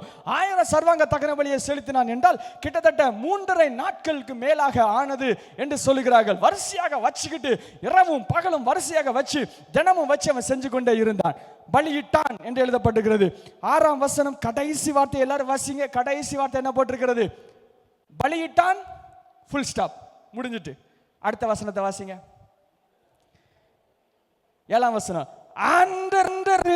சாலமோனுக்கு தரிசனமாக்கி நீ விரும்புகிறதை கேளுன்னு கேட்கிறார். ஹல்லேலூயா. என்னைக்கு ராத்திரி பலியிட்ட அடுத்த செகண்ட்ல, பலியிட்டு முடிந்த உடனே எழும்பி கர்த்தருடைய எண்ணங்களை மாத்தி உனக்கு என்ன வேணும் அப்படின்னு கேட்க வைக்கிறது. நீங்க ஆண்டவர்ல என்ன வேணும் அப்படின்னு ஆண்டவரை கேட்க வைக்கணும்னா ஆண்டவர் உங்களை பார்த்து கேட்கிறாரு, பலி எங்க, 1000 பலி எங்கன்னு கேட்கிறார். அப்ப நீங்க யோசிக்கீங்க, அப்ப கோயிலுக்கு வருமா நம்ம ஆடையும் மாடியும் ஒவ்வொரு நாளும் கொண்டு வரணுமா? ஐயோ என்ன பண்றது, ஆடியும் மாடியும் நான் கொண்டு அப்படி நீங்க யோசிக்கலாம். உண்மையான பலி என்ன என்பதை நாம் கற்றுக்கொள்ள போகிறோம். அந்த ஆலயத்துக்கு செல்ல வேண்டும் என்றால் கண்டிப்பாக வெறும் கையோடு வரக்கூடாது. அவர்கள் கண்டிப்பாக ஆடு கொண்டு வர வேண்டும், இல்லாவிட்டால் மாடு ஒன்று கொண்டு வர வேண்டும், இல்லாவிட்டால் புறா குஞ்சு ஏதாவது கொண்டு வரணும். சும்மா கைவீசி வர மாட்டாங்க. நம்ம சில்லறையை தூக்கிட்டு வருவோம். இங்கடா சில்லறை கிடக்கு வீட்டில் தேடுவோம், அப்படி தேடுவோம். ஒரு சில்லறை டொப்புன்னு தூக்கி போடுறது. நம்ம பயங்கரமான ஆட்கள், பயங்கரமான ஆட்கள், ரொம்ப மோசமான ஆட்கள். என்ன, பலிபீடம் என்பது ரொம்ப முக்கியமாக இருக்கிறது. பலி என்பது ரொம்ப முக்கியமாக இருக்கிறது. It has a power to change the thinking of God and provoke God. இன்னொரு சம்பவத்தை காண்பிக்க விரும்புகிறேன். ஏனென்றால் மீண்டும் உங்களுடைய இருதயத்தில் இன்னும் ஆழமாக நான் எழுத விரும்புகிறேன். ஆகவே ஒரு சம்பவத்தை காண்பிக்க விரும்புகிறேன். பலிபீடம் எவ்வளவு முக்கியம் என்பதை நீங்கள் புரிய வேண்டும். 2 ராஜாக்கள் 3ஆம் அதிகாரத்துக்கு வாருங்கள். அங்கே ஒரு சம்பவம் எழுதப்பட்டிருக்கிறது.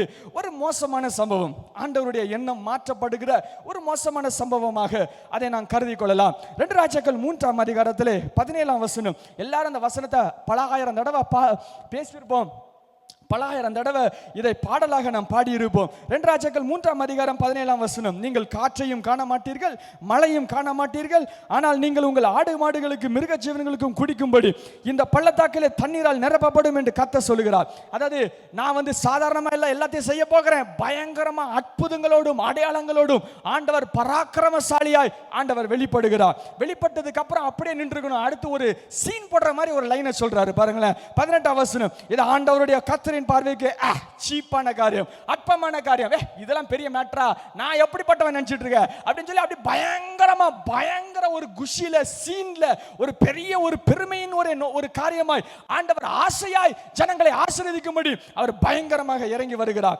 அப்படி என்ன நடக்குது? 20ஆவது வசனம். மறுநாள் காலமே அவர்கள் பலி செலுத்துகிறார்கள். எல்லாம் தண்ணீர் சொன்னபடி தண்ணீர் வந்தது. எல்லாம் ஆண்டவருடைய சொன்னபடி நடக்கிறது. 19ஆவது வசனத்தை வாசியுங்கள். ஒரு வாக்குத்தத்தம் வருகிறது, நன்றாக கவனியுங்கள். கர்த்தருடைய சமூகத்தில் இருந்து அவர் வாயிலிருந்து ஒரு வாக்குத்தத்தம் வருகிறது. 19ஆவது வசனம். நீங்கள் சகல கோட்டைகளையும் சகல சிறந்த பட்டணங்களையும் தகர்த்து நல்ல மரங்களை எல்லாம் வெட்டி நீரூற்றுகளை எல்லாம் தூர்த்து நல்ல நிலத்தை எல்லாம் மெடுகளாக கெடுப்பீர்கள் என்று கர்த்தர் சொல்லுகிறார். 18ஆம் வசனம் கடைசியை வாசிங்க. மோவாபியரையும் உங்கள் கையில் ஒப்பு கொடுப்பார். சோ போருக்கு போகிறாங்க. போருக்கு போகும்போது சொல்றாங்க, நீங்க கண்டிப்பா ஜெயிச்சிருவீங்க, நான் வந்திருக்கிறேன், காற்றையும் காண மாட்டீங்க, மழையும் காண மாட்டீங்க, எல்லாத்தையும் செய்வேன், அது மாத்திரம் இல்ல கையில கொடுப்பேன், கையில கொடுக்கறது மாத்திரம் இல்ல, நீங்க போய் அவ்வளத்தையும் கூறு போட்டுருவீங்கடா, பயங்கரமா எல்லாத்தையும் ஓச்சிருவீங்க இப்படின்னு சொல்லிட்டு இவங்களை அனுப்புகிறார். போறாங்க, கர்த்தர் சொன்னபடி போறாங்க. யார் அனுப்புனா? கர்த்தர் அனுப்புகிறார். யார் சொல்லி அனுப்புனா? கர்த்தர் சொல்லி அனுப்புகிறார். போகிறார்கள், செல்லுகிறார்கள், சரியாக காரியங்கள் கர்த்தர் சொன்னபடி நடந்து கொண்டிருக்கிறது. ஆனால் ஒரு சம்பவம் நடந்தது. என்ன நடந்தது? எதிரி நாட்டு ராஜா இருக்கிறான். 26ஆம் வசனம். யுத்தம் மும்முரமாகிற போது மோவாபியரின் ராஜா கண்டபோது ஏதோமின் ராஜாவின் மேல் வழியாய் விழுகிறதுக்கு 700 பேரை கூட்டிட்டு போறான். அப்படியும் தோத்துட்டு போறாங்க. வாய்ப்பே இல்லை என கர்த்தர் சொல்லி இருக்கிறார், அதனால தோத்து போறாங்க. 27ஆம் வசனம் ஒரு பயங்கரமான வசனம். 27ஆம் வசனம் வாசிப்போம். அப்பொழுது அந்த ராஜா தன் ஸ்நானத்தில் ராஜாவாக போகிற தன் சேஷ்ட புத்திரனை பிடித்து அலங்கத்தின் மேல் அவனை சர்வாங்க தகன பலியிட்டான். அப்பொழுது இஸ்ரவேல் மேல் கடுங்கோபம் மூண்டதினால் அவர்கள் அவனை விட்டு புறப்பட்டு தங்கள் தேசத்துக்கு திரும்பி விட்டார்கள். எய்த்த ராஜா தாம் பிள்ளையை தூக்கி பலி செலுத்திட்டான். அடுத்து ராஜாவாக போகிற பிள்ளையை சர்வாங்க தகன பலியா செலுத்திட்டான். பலி செலுத்தின உடனே மேலே ஏறின உடனே இந்த பக்கம் இந்த கட்சியில இருந்த ஆண்டவரை இது இழுத்து இந்த பக்கம் கொண்டு வந்து இங்க அடிக்க ஆரம்பிச்சிட்டு. The power of an altar. யோசிச்சு பாருங்க, ஆண்டவர் வாக்கு தத்தம் கொடுத்து அனுப்புகிறார். இந்த இடத்துல ஒரு பலி. The protocol of an altar remains the same. அதாவது மந்திரவாதிகளுக்கும் நமக்கும் கொடுக்கப்படுகிற புரோட்டோகால், அதாவது சட்ட திட்டங்கள் ஒன்றாக தான் இருக்கிறது. நல்லோருக்கும் கெட்டோருக்கும் ரோட்ல ஒரே சட்டம் தான். நீங்க நல்லவனா இருந்தாலும் சரி, கெட்டவனா இருந்தாலும் சரி, குடிக்காரனா இருந்தாலும் சரி, ஒரே சட்டம் தான். நீங்க கொஞ்சம் பெரிய ஆளுங்கிறதுக்காக மாற்றி போகிறதுக்கு உங்களுக்கு அனுமதி கிடையாது. அதே மாதிரி ஆவிக்குரிய மண்டலங்களிலே பிரமாணங்களால் நிரப்பப்பட்டிருக்கிறது, புரோட்டோகால்ஸால் நிரப்பப்பட்டிருக்கிறது, சட்ட திட்டங்களால் நிரப்பப்பட்டிருக்கிறது. அதை இன்னும் நாம் கிறிஸ்தவர்கள் இன்னும் ஆழமாய் நாம் அறிய வேண்டும். ஆவிக்குரிய மண்டலத்திலும் பிரமாணங்கள் உண்டு என்பதை நாம் புரிய வேண்டும். இது மந்திரவாதிகளுக்கு நன்றாக தெரியும். மந்திரவாதிகளுக்கு என்ன பண்ணா என்ன அடிக்கும் தெரியும், நமக்கு தான் ஒண்ணும் தெரியாது. சும்மா குருட்டாம்பாக்கள் அடிக்கிறது, வந்தா வருது வரலனா போதுன்னு இது பண்றது. சும்மா ஜெபத்தையும் அப்படிதான் பண்ணோம். குருட்டாம்பாக்கல ஜெபம் பண்றது, வந்தா வருது வரலனா போகுது இப்படின்னு பண்றோம். ஆனா ஸ்பெசிபிக்கா புரோட்டோகால்ஸை வைத்து வழிநெறிகளை வச்சு அதை சரியாக தாக்கினால் கர்த்தருடைய காரியங்கள் நமக்கு புலப்படுகிறதா இருக்கும். ஹல்லேலூயா. பலிபீடம் ரொம்ப ரொம்ப முக்கியம். The mystery of an altar is great. 6000 ஆண்டுகளாக மறைந்திருக்கிறது. இப்பொழுது கர்த்தர் நமக்கு இந்த காலங்களிலே அவர் கற்றுக் கொடுத்து கொண்டிருக்கிறார். கர்த்தருடைய நாமம் மாத்திரம் மகிமைப்படுவதாக. சர்வாங்க தகன பலி மிகவும் முக்கியமாக அவைகள் இருக்கிறது. அது தேவனை மாற்றுகிறதா இருக்கிறது. சரி, இந்த ஆல்டரின், இந்த பலிபீடத்தின் ரகசியம் தான் என்ன? அது வச்ச உடனே ஆண்டவரை மாத்திருது, அதை வச்ச உடனே ஆண்டவருடைய காரியங்களை செய்கிறது. இதனுடைய பிரமாணம் என்ன? இதனுடைய ரகசியம் என்ன? அது என்ன செய்யும் அப்படின்னு இன்னொரு வாக்கியங்களை நான் உங்களுக்கு கற்றுக் கொடுக்க விரும்புகிறேன். 1 ராஜாக்கள் 19ஆம் அதிகாரத்துக்கு நாம் செல்வோம். The law of an altar. ஒருவேளை நீங்கள் எழுதி கொண்டிருந்தால் இந்த வார்த்தை எழுதி கொள்ளுங்கள். The law of the altar. இதுவரைக்கும் நம்ம பார்த்தது the power of the altar, the mystery of the altar. ஒரு பலிபீடத்தை கட்டினால் என்ன நடக்கும் என்று நாம் பார்த்தோம். அது தேவனையே மாற்றுகிறது என்று பல சம்பவங்கள் மூலமாக நாம் கற்றுக்கொண்டோம். இப்பொழுது அதனுடைய பிரமாணத்துக்குள்ளாக நாம் செல்கிறோம். என்ன பிரமாணம்? அதை எப்படி கட்டணும்? அதனுடைய வழிமுறைகள் என்ன? அது என்ன பண்ணும்? அதனுடைய சீக்ரெட் என்ன? ரகசியம் என்ன? The secret of an altar.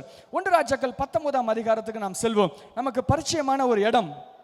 எலியா அவன் பாகாலுடைய தீர்க்கதரிசிகளை வைத்து யார் உண்மையான தெய்வம் என்று சொல்லுகிறதுக்காக அந்த இடத்துல எழுதப்பட்டிருக்கிறது. சரி, 1 ராஜாக்கள் 18ஆம் அதிகாரம். 1 ராஜாக்கள் 18ஆம் அதிகாரம். பாகாலுடைய தீர்க்கதரிசிகளையும் தேவனுடைய காரியங்களையும் யார் உண்மையான தெய்வம் என்று சொல்லுகிறதுக்காக அவர் அந்த இடத்துல நடப்பித்து காண்பிக்கிறார், எல்லாருக்கும் முன்பதாக காண்பிக்கிறார். அப்பொழுது பாகால் தீர்க்கதரிசிகள் முதலாவதாக அவள் எடுக்கிறார்கள், கர்த்தருடைய நாமத்தை கூப்பிடுகிறார்கள், அக்கினினாலே பதில் கொடுக்கிற தெய்வம் தான் உண்மையான தெய்வம் என்று சொல்லுகிறார்கள். அப்பொழுது அவன் செய்து கொண்டிருக்கிறான். மத்தியான வேளை வரும்பொழுது கிண்டல் அடிக்கிறார். அந்த கிண்டல் நம்மள மாதிரி இருக்குது பாருங்க. எலியா பாகாலுடைய தீர்க்கதரிசிகளை கிண்டல் அடிக்கிறார். 27ஆம் வசனம். மத்தியான வேளை வரும்பொழுது 1 ராஜாக்கள் 18ஆம் அதிகாரம் 27ஆம் வசனம். மத்தியான வேளையில எலியா அவர்களை பரியாசம் பண்ணி உரத்த சத்தமாய் கூப்பிடுங்கள், அவர் தேவனாமே, அவர் தியானத்தில் இருப்பார். ஒருவேளை அவர் தியானம் பண்ணி பிரேயர் பண்ணிட்டு இருப்பாரு, இல்லாவிட்டால் அலுவலா இருப்பார், எங்கேயாவது டிராவல் பண்ணி எங்கேயாவது போயிருப்பாரு, தசைவள மாதிரி எங்கேயாவது போயிருப்பாரு, அல்லது பிரயாணம் இருந்திருப்பான், இல்லாட்டி தூங்குனவனா இருந்து தூங்கினாலும் தூங்குவான், ஒருவேளை தூங்கிட்டு கூட இருக்கலாம். அவனை எழுப்ப வேண்டியதா இருக்கும். அதனால நல்ல சத்தம் போட்டு கூப்பிடுங்கன்னு கிண்டல் அடிச்சு விடுகிறார். உடனே இவர்கள் இன்னும் சத்தமா இவர் சொன்னபடி கேட்டு சத்தம் போட்டு அவர்கள் செய்கிறார்கள். செஞ்சு முடிச்சதுக்கு அப்புறம் நீங்களாம் ஒன்றும் நடக்கல, இப்ப நான் பண்றேன் பாரு அப்படின்னு சொல்லிட்டு இவர் பண்ண ஆரம்பிக்கிறார். ஆண்டவரை திருப்பி மறுபடி எழுப்புதலை கொண்டு வரும்படியாக அவர் செய்கிறார். கர்த்தரை மீண்டும் ஒரு இடத்துல கொண்டு வருவதற்காக அவர் காரியங்களை கீழே செய்கிறார். என்ன செய்கிறார் பாருங்கள். 30ஆம் அதிகாரத்திலே அந்த ரகசியம் எழுதப்பட்டிருக்கிறது. 30ஆம் வசனம் எல்லாரும் வாசிப்போமா? அப்பொழுது எலியா சகல ஜனங்களையும் நோக்கி என் கிட்டே வாருங்கள் என்றான். சகல ஜனங்களும் அவன் கிட்ட வந்த பொழுது வாசிங்களேன், தகர்க்கப்பட்ட கர்த்தருடைய பலிபீடத்தை அவன் செப்பனிட்டான். ஹல்லேலூயா, ஹல்லேலூயா. கர்த்தருடைய அக்கினியை திருப்பி எப்படி கொண்டு வருகிறது? எழுப்புதலை எப்படி கொண்டு வருகிறது? கீழே ஆண்டனா வேணும், கீழே ரிசீவர் வேணும், கீழே ஹோஸ்ட் வேணும், கீழே தாங்கிறதுக்கான சக்தி வேணும். என்ன சக்தி? பலிபீடம், பலிபீடம், பலிபீடம். தகர்க்கப்பட்ட பலிபீடத்தை வைக்கும் பொழுது அக்கினி அந்த இடத்துல இறங்குறதுக்கு உண்மையாக இருக்கிறது. ஹல்லேலூயா. பலிபீடம் இருக்கிற இடத்துல அக்கினி இருக்கும். பலிபீடம் இருக்கிற இடத்துல கர்த்தருடைய வார்த்தையும் மகிமையும் கர்த்தருடைய இரக்கமும் இருக்கும். உங்களுடைய குடும்பத்திலே தேவன் எழுப்பப்பட வேண்டுமா? பலிபீடம் எழுப்பப்பட வேண்டும். தகர்க்கப்பட்ட பலிபீடம் மீண்டும் எழுப்பப்பட வேண்டும். ஹல்லேலூயா. என்ன நடக்கிறது? இஸ்ரவேல் என்று பெயர் கொடுக்கிறார். அதுக்கப்புறம் பலியை அவர் வெட்டி வெட்டி வைக்கிறார். பலிபீடத்திலே மேலே அக்கினி வரணும். அக்கினி வருகிறதுக்கு ஒரு காரியத்தை செய்கிறார். என்ன காரியத்தை செய்கிறார் பாருங்கள். 23ஆம் வசனம். அக்கினி வருகிறதுக்கு நீங்க இப்படிதான் பண்ணுவீங்களான்னு பாருங்க. அதாவது தீ வைக்கணும்னா இப்படிதான் பண்ணணும் அப்படின்னு ஒரு ப்ரொசீஜர் போட்டிருக்கு. இதைப்படி நீங்க வீட்டில் செய்வீங்களான்னு பாருங்களேன். 33ஆம் வசனம். விறகுகளை அடுக்கி ஒரு காளையை சந்து சந்தா துண்டித்து விறகுகள் மேல் வைத்தான். பிற்பாட அவன், நீங்கள் 4 குடம் தண்ணீர் கொண்டு வந்து சர்வாங்க தகனவெளியின் மேலும் விறகுகளின் மேலும் ஊற்றுங்கள் என்றான். பின்பு 2ஆம் தரம் அப்படியே ஊற்றுங்கள் என்றான். 2ஆம் தரம் ஊற்றினார்கள். 3ஆம் தரம் ஊற்றுங்கள் என்றான். 3ஆம் தரம் ஊற்றினார்கள். அப்பொழுது தண்ணீர் பலிபீடத்தை சுற்றிலும் ஓடினது, வாய்க்காலும் தண்ணீரால் நிரம்பினது. அக்கினி வருகிறதுக்கு தண்ணி ஊத்துனா அக்கினி வருமா? வாய்ப்பே கிடையாது. இருக்கிறதும் எரிஞ்சு போயிடும். விறகுல நல்லா அக்கினி எரியும்னா நல்ல 4 குடம் தண்ணியை ஊத்து நல்ல குபு குபுன்னு அக்கினி எரியும்னு சொன்னா எப்படி இருக்கும்? இப்படி ஏதோ ஆர்வ கொள்ளல ஏதோ கலந்துட்டுன்னு அர்த்தம். ஆனா கர்த்தருடைய அக்கினி இவனா எழுப்பாம கர்த்தர் கொண்டு வந்தாருன்னு காமிக்கிறதுக்கு தண்ணிய மாற்றி ஊத்த சொல்லுகிறான். ஊத்த சொல்லிட்டு அவன் செய்கிறான். என்ன செய்கிறான் என்றால் 37ஆம் வசனம். ஜெபம் பண்ணுகிறான். தேவனாகிய கர்த்தாவே, இருதயத்தை மறுபடியும் திருப்பினீர் என்று ஜனங்கள் அறியும்படி என்னை கேட்டருளும், என்னை கேட்டருளும் என்றான். 38ஆம் வசனம். அப்பொழுது கர்த்தரிடத்திலிருந்து அக்கினி இறங்கி அந்த சர்வாங்க தகன பலியும் விறகுகளையும் கற்களையும் மண்ணையும் பட்சித்து வாய்க்கால் இருந்த தண்ணீரையும் நக்கி போட்டது. ஜனங்களாரும் இதை கண்டபோது முகம் குப்புற விழுந்து கர்த்தரே தெய்வம், கர்த்தரே தெய்வம் என்றார்கள். ஹல்லேலூயா, ஹல்லேலூயா. Altar is a key to unlock heaven. இதுதான் ரகசிய வார்த்தை. எழுதி வைத்துக் கொள்ளுங்கள். இல்லாவிட்டால் சிந்தையில எழுதி வைத்து நீங்கள் வீட்டில் போய் திருப்பி எழுதி கொள்ளுங்கள். Altar is a key to unlock heaven. பலிபீடம் பரலோகத்தின் கதவுகளை திறக்கின்ற சாவி.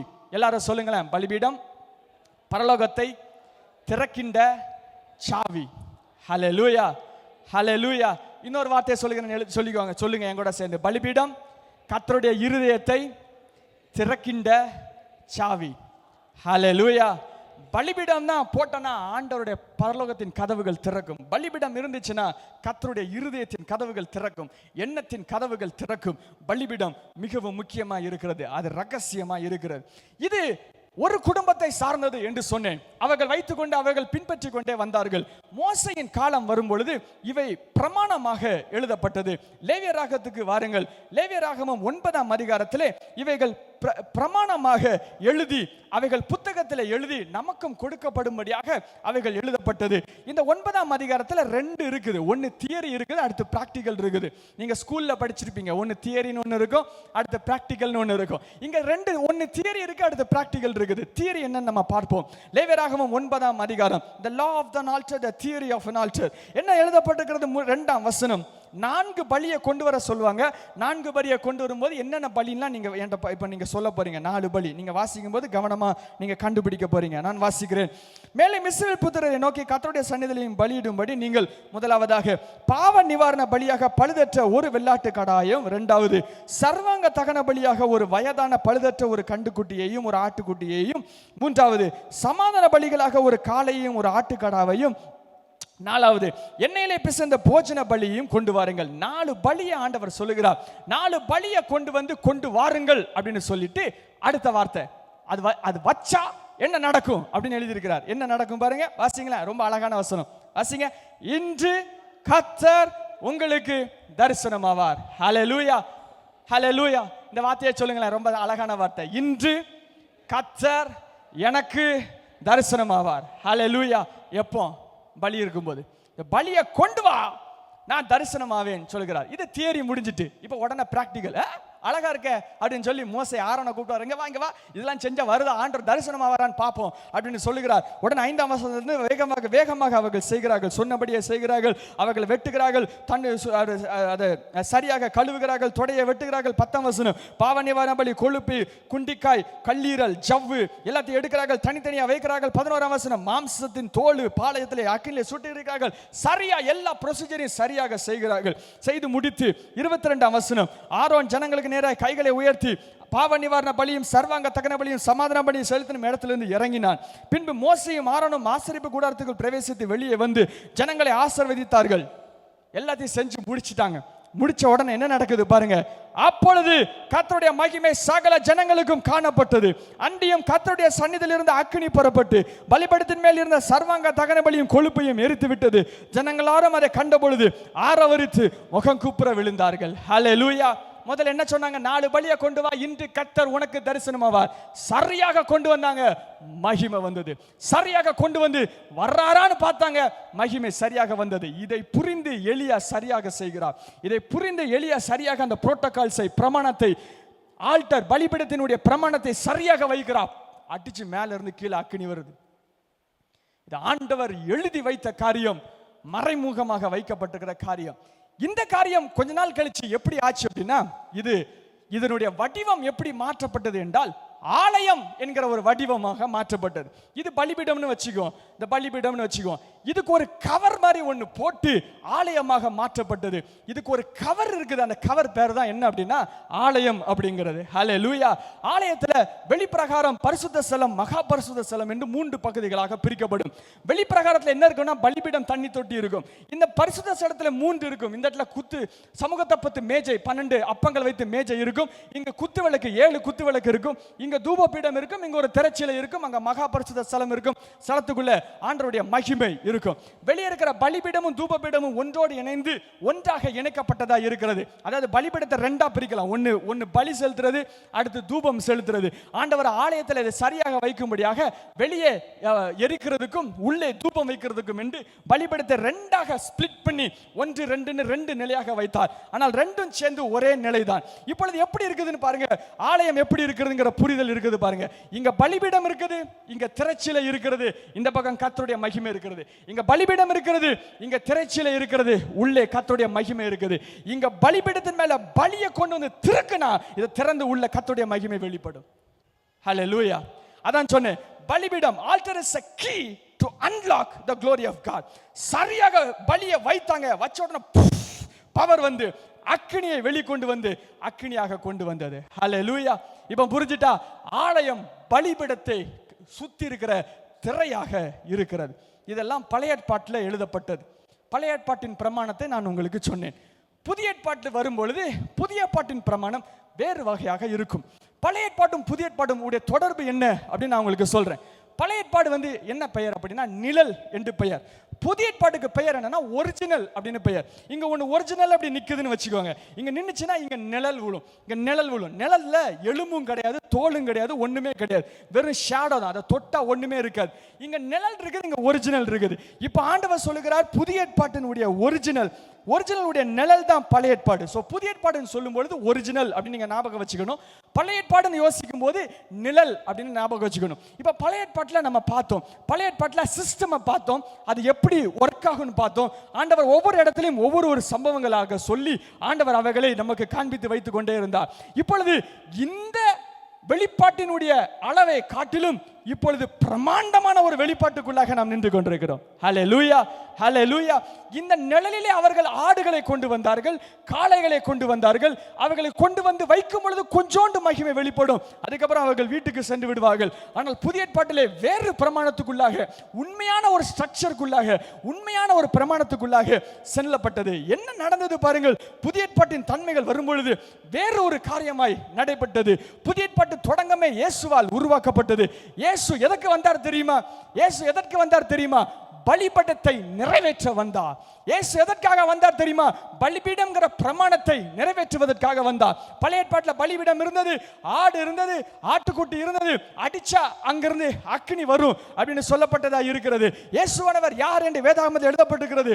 யோவான் 1ஆம் அதிகாரம் 29ஆம் வசனத்திலே இயேசுவானவர் யார் என்று எழுதப்பட்டிருக்கிறது. இயேசுவானவருக்கு நிறைய பண்புகள் உண்டு, நிறைய தன்மைகள் உண்டு, நிறைய பெயர் உண்டு, நிறைய கேரக்டர் அடையாளங்கள் உண்டு, நிறைய தன்மைகள் உண்டு. அவர் ஆட்டுக்குட்டியும், அவர் சிங்கமும், அவர் 4 முகங்கள் உடையவராய் இருக்கிறார், 7 கொம்புகள் உடையவராய் இருக்கிறார், அநேக பிரமாணங்கள் உண்டு. ஆனால் முக்கியமாக நாம் புரிந்து கொள்ள வேண்டியது யோவான் 1ஆம் அதிகாரம் 29ஆம் வசனம். இயேசு யார்? மறுநாளிலே யோவான் இயேசுவை தன்னிடத்தில் வர கண்டு, இதோ வாசிங்களேன், உலகத்தின் பாவத்தை சுமந்து தீர்க்கின்ற தேவ ஆட்டுக்குட்டியாக வருகிறார். God came just to fulfill the law of the altar.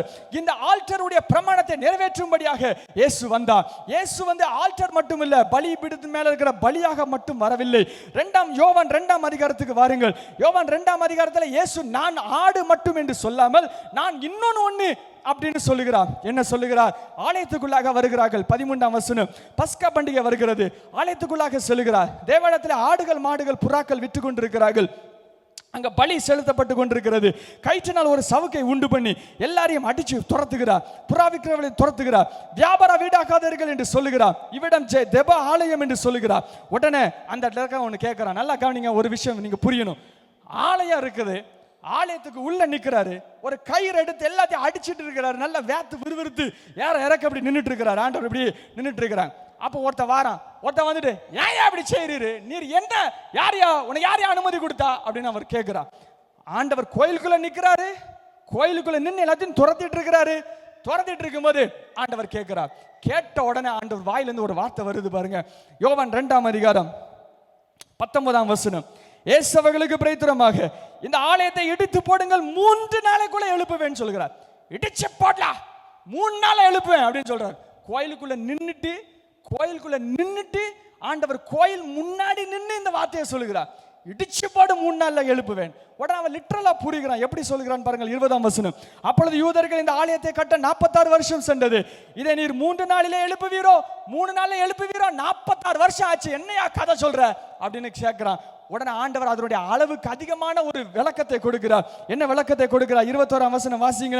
அவரோ தம்முடைய சரீரமாகிய ஆலயத்தை குறித்து பேசினார். இயேசுவானவர் ஆட்டுக்குட்டியானவர் மாத்திரமல்ல, ஆலயமாக இருக்கிறார். நான் சொல்லிட்டு போனா நிறைய சொல்லிட்டு போலாம். அவர் தான் பலிபீடம், அவர் தான் ஆசாரியர், அவர் தான் பிரதான ஆசாரியர், அவர் தான் மேல இருந்து வெளியே இருந்த 4 கலர், அவர் தான் பரிசுத்த ஸ்தலம், அவர் தான் உள்ள இருந்த உடன்படிக்கை பெட்டி, எல்லாம் சொல்லிட்டே போலாம். சொல்லிட்டு போனா நிறைய காரியங்கள் ஆகும், நிறைய நேரமாகும், நீங்க எல்லாரும் பயந்துருவீங்க. அதனால அதை பற்றி நம்ம இன்னொரு காலம் வரும்பொழுது அதை குறித்து பேசுவோம். ஆண்டவர் ஆலயமாக இருக்கிறார், ஆட்டுக்குட்டியாகவும் இருக்கிறார். இப்பொழுது இயேசுவானவர் மரிக்கிறார், சிலுவையிலே மரிக்கிறார். என்ன நடந்தது பாருங்கள். மத்தேயு 27ஆம் அதிகாரம் 50வது வசனம். மத்தேயு 27:50. இயேசு மறுபடியும் மகா சத்தமாய் கூப்பிட்டு ஜீவனை விட்டார். இயேசு மகா சத்தமாய் கூப்பிட்டு ஆவியை விட்டார். இப்ப இயேசு மரிச்சிட்டாங்க. இப்ப இயேசு யாரு? ஆட்டுக்குட்டி. பலி, சரியா? பலி செலுத்தியாச்சு. பலி செலுத்தின உடனே என்ன நடக்கும்? என்ன எல்லாரும் தூங்கிட்டீங்களா? பலி செலுத்தணும் என்ன நடக்கும்? பரலோகம் திறக்கும், அக்னி வரும், சரியா? அதான் ஒரிஜினலான நியமிக்கப்பட்டுகிறது. இப்போ இயேசுவானவர் ஒரிஜினலான பலியாக, ஒரிஜினலான ஆட்டுக்குட்டியாக உண்மையாகவே பலியிடப்பட்டார். அவர் வந்து மரணத்தை தழுவினார். 51ஆம் வசனம். அடுத்த வசனம் வாசிங்களேன். அப்பொழுது தேவாலயத்தின் திரைச்சிலை மேல் தொடங்கி கீழ் வரைக்கும் 2ஆக கிழிந்தது. ஹல்லேலூயா, ஹல்லேலூயா. அடுத்த செகண்ட்ல அடிச்சு திரைச்சிலை 2ஆக கிழிக்கப்பட்டது. திரைச்சிலைன்னு ஒன்று இருந்துச்சு. இந்த திரைச்சிலை தான் ஆண்டவருக்கும் எனக்கும் நடுவில் இருக்கிறது. நான் தேவனை பார்க்க முடியாது, கர்த்தருடைய காரியங்களை பார்க்க முடியாது, கர்த்தருடைய சுதந்திரத்தை பார்க்க முடியாது, கர்த்தருடைய காரியங்களை பார்க்க முடியாது. நான் இங்க கையசைச்சிட்டு இருக்கிறேன், உங்களால யாரும் பார்க்க முடியாது. இது இல்லாம இருந்தா தான் உங்களால பார்க்க முடியும். கர்த்தர் எனக்கு நிறைய கொடுக்க விரும்புகிறார். இந்த இடத்துல நான் உங்களை பார்த்து கையை நீட்டி உனக்கு தான் நான் சொல்லிட்டு இருக்கிறேன், ஆவியின் மண்டலத்துல சொல்லிட்டு இருக்கிறேன். ஆனா என்னால பார்க்க முடியாது, ஏன்னா நான் மாம்சத்தில் இருக்கிறேன். என்னால அதை புரிந்து கொள்ள முடியாது. இந்த பக்கம் என்ன நடக்குனே தெரியாது. நடுவாக நின்று கர்த்தரை இது பண்ணது, நடுவாக நின்று நம்மளையும் ஆண்டவரையும் பிரித்தது. இப்பொழுது ஆண்டவர் என்ன செஞ்சார் அப்படின்னா, நடுவாக நின்ற திரைச்சிலையை கர்த்தர் 2ஆக கிழித்து விட்டார். 2ஆக கிழித்து பலியை ஆண்டவர் உருவாக்கி வைத்து விட்டார். இயேசுவானவர் பலியாக சரியாக மரித்து எனக்கும் தேவனுக்கும் இடையில இருக்கிற திரைச்சிலையை 2ஆக கிழிச்சிட்டார். இப்ப நமக்கு ஒரு வாய்ப்பு கொடுக்கப்பட்டிருக்கிறது. என்ன வாய்ப்பு தெரியுமா? இது நீங்க செவரு நினைச்சீங்கன்னா செவரு, இது வாசல் நினைச்சீங்கன்னா நீங்க வாசல். ஹல்லேலூயா. எத்தனை பேருக்கு புரியுது? ஹல்லேலூயா. பழைய ஏற்பாட்டிலேயே பலி கொண்டு வந்தா தானாவே வானம் திறக்கும். புதிய ஏற்பாட்டில் அதை விட உண்மையா திறக்கும். ஏனென்றால் உண்மையான பலி கர்த்தர் அவர் செலுத்தி வாசலை திறந்து வைத்து விட்டார். ஹல்லேலூயா. உங்களுக்கும் ஆண்டவருக்கும் இடையில இடைவெளி இல்லை. கர்த்தர் சரியாக அவற்றை திறந்து வைத்து விட்டார். பரலோகத்தின் வாசல் இன்றைக்கு திறக்கப்பட்டிருக்கிறது. யாருக்கு தெரியுமா? விசுவாசிகளுக்கு திறக்கப்பட்டிருக்கிறது. ஹல்லேலூயா. மீண்டும் சொல்லுகிறேன், எனக்கும் ஆண்டவருக்கும் உடைய காரியங்கள் அது செவரு நினைச்சீங்கன்னா செவரு, வாசல் நினைச்சீங்கன்னா வாசல். எனக்கு அபிஷேகம் உண்டுன்னு நினைச்சீங்கன்னா உங்களுக்கு அபிஷேகம் உண்டு. இல்ல எனக்கெல்லாம் கிடையாது, அதெல்லாம் உலகத்திலே கிடையாதுன்னு சொன்னீங்கன்னா உலகத்திலே கிடையாது, உங்களுக்கும் கிடையாது. இல்ல கர்த்தர் என்னை பயன்படுத்துவார், கர்த்தர் என்னை கர்த்தருடைய வல்லமை நான் பெற்றுக்கொள்வேன், சுதந்திரத்தை பெற்றுக்கொள்வேன், கர்த்தருக்காக தீர்க்கதரிசியா நிற்பேன் என்று விசுவாசித்து கர்த்தருடைய கரத்தை நீங்கள் பெற்றுக்கொள்வேன் என்று நீங்க சொன்னீங்கன்னா அது உங்களுக்கு வாசலாக திறக்கப்பட்டு உள்ளே செல்வீர்கள். இல்ல எனக்கெல்லாம் கிடையாது, அப்படிலாம் கிடையாது, அதெல்லாம் உண்மை கிடையாது, அப்படிலாம் நீங்க நினைச்சு விசுவாசிங்கன்னா நீங்க விசுவாசத்தின்படியே உனக்கு ஆக கடவுது. ஹல்லேலூயா. இப்பொழுது நம்ம பூட்டப்பட்டிருக்கிற கதவு முன்னாடி நின்றுட்டு இல்ல, திறக்கப்பட்டிருக்கிற ஆலயத்துல உள்ள உட்கார்ந்துட்டு இருக்கிறோம். ஹல்லேலூயா. பழைய ஏற்பாட்டுல எப்படி ஆலயத்துக்கு வருவாங்க தெரியுமா? வாசல் இருக்கு தெரியுமா? வாசலுக்கு வெளியே எல்லாரும் வரிசையா இப்படி நின்று இப்படி உள்ள எட்டி பார்த்து தான் எல்லாரும் வேண்டிக் கொள்ளணும். வரிசையா நிக்கணும். வரிசையை நின்றுட்டு இப்படிதான் நின்றுட்டு வேண்டிக் கொள்ளணும். யாரும் வாசல் தாண்டி உள்ள வர முடியாது. இன்னைக்கு எங்க உட்கார்ந்துருக்கீங்க பாருங்க, திரைச்சில இல்ல, திரைச்சில திறக்கப்பட்டு அங்க உள்ள பலிபீடத்தின் மேல் சிலுவையாக உட்கார்ந்திருந்து கர்த்தரை முகமுகமாய் தரிசிக்கின்ற ஒரு அனுபவத்துக்குள்ளாக கர்த்தர் நம்மை நிர்ணயம் பண்ணி வைத்திருக்கிறார். கரங்களை தட்டி கர்த்தரை நன்றி செலுத்துவோமா? ஹல்லேலூயா, ஹல்லேலூயா, ஹல்லேலூயா. பலிபீடம் என்கிற வார்த்தை புதிய ஏற்பாட்டிலே வேறு பெயர் கொண்டது, வேறு பெயராக மாற்றப்பட்டது. என்னன்னு சொன்னா உடனே புரிஞ்சிடும். பலிபீடம் பழைய ஏற்பாட்டில் ஒரு பெயர்ல சுமந்து வந்தது, புதிய ஏற்பாட்டில் வேற ஒரு பெயர் வந்துட்டு. என்ன பெயர் தெரியுமா? சிலுவை. ஹல்லேலூயா. இவ்வளவு நேரம் நான் என்னத்தை பேசிட்டு இருந்தேன் அப்படின்னா சிலுவையை பேசி கொண்டிருந்தேன். இப்பொழுது கர்த்தர் உங்களுக்கு ஒரு வாய்ப்பு கொடுக்கிறார், பலிபீடத்தை கட்டு என்று வாய்ப்பு கொடுக்கிறார். என்னதுக்கு அழைக்கிறார் தெரியுமா? ஏன் இவற்றை கூவி உரைத்துக் கொண்டிருக்கிறேன் தெரியுமா? God is calling you to build an altar. ஒரு பலிபீடத்தை கட்டும்படியாக அழைக்கிறார். not a parallel altar but the altar that is connected with Jesus Christ. இன்னொரு பிரத்யேகமாக தனியாக சுய பலத்தினாலே ஒரு பலிபீடத்தை எழுப்ப கர்த்தர் உங்களுக்கு அழைக்கவில்லை.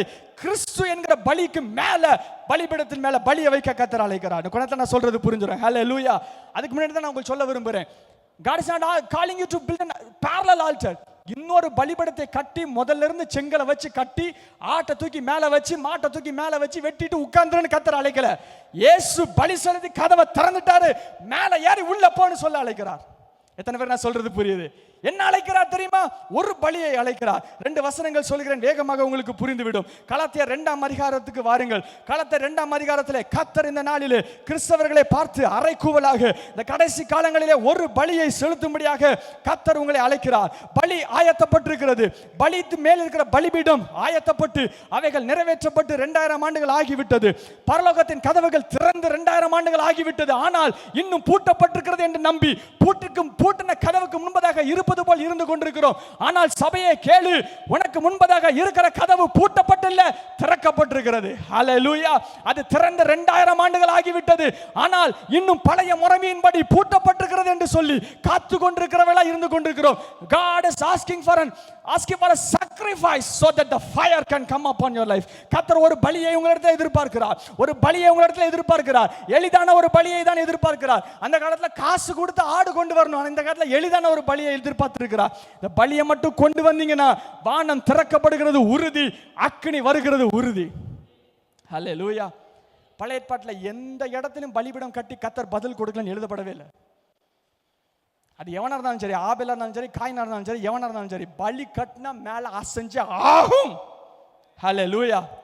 பலிபீடத்தின் மேல பலி வச்சா வந்தே ஆகும், அக்கினி வந்தே ஆகும். That is a protocol of the altar. அது உண்மையாக நிர்ணயம் பண்ணப்பட்ட பலிபீடத்தின் ஒரு முத்திரைக்கப்பட்ட எழுத்தாய் இருக்கிறது, பிரமாணமாய் இருக்கிறது. That is a law of the altar. தாவீதுன்னு சொன்னேன், சாலமோனை சொன்னேன், ஆபிரகாமை சொன்னேன், ஒரு ராஜாவின் கதையை சொன்னேன், நோவாவின் கதையை சொன்னேன், ஆபேலின் கதையை சொன்னேன். தொடர்ந்தே ஆச்சு. இன்றைக்கு ஒரு பலி எதிர்பார்க்கிறார். கலாத்தியர் 2ஆம் அதிகாரம்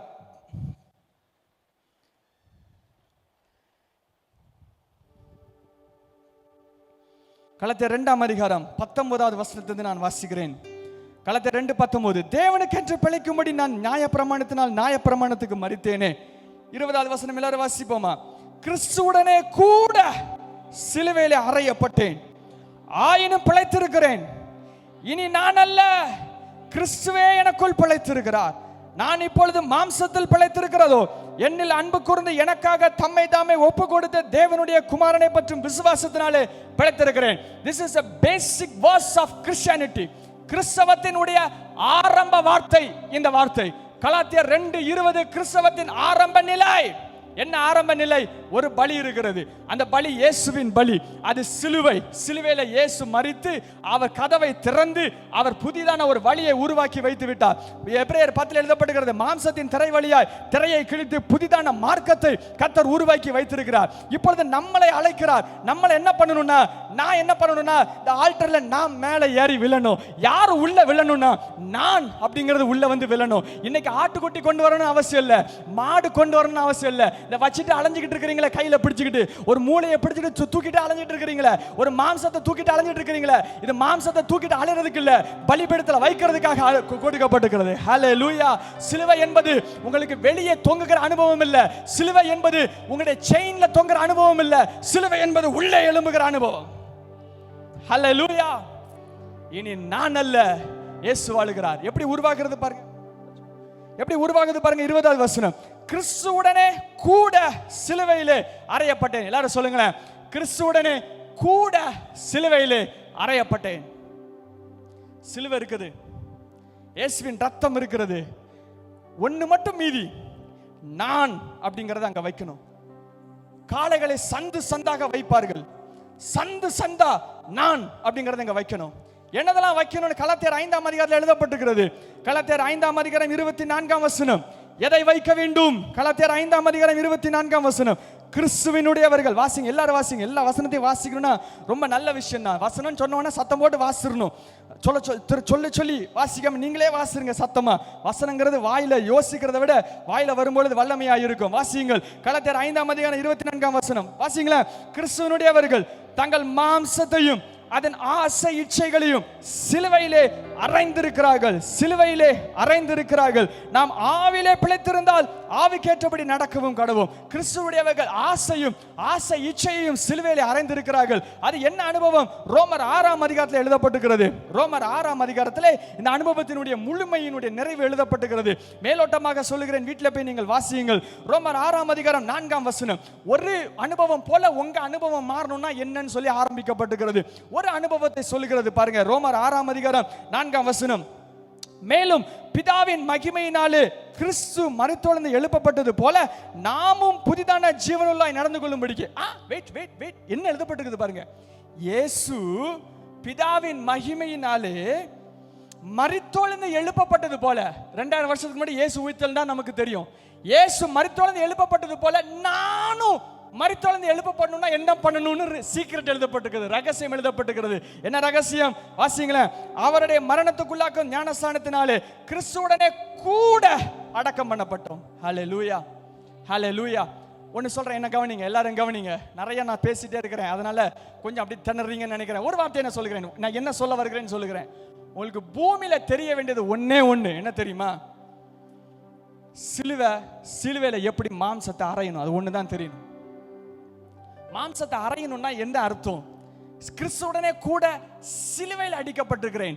இனி நான் அல்ல, கிறிஸ்து மட்டும் வாழ்கிறார். The opposite of ego is Christ. நான் அப்படிங்கிறதுக்கு எதிர்மறையா இருக்கிறது கிறிஸ்து. நான் அப்படிங்கிறது கீழே வைக்கப்பட்டால் கிறிஸ்து என்கிறவர் எழும்புவார்.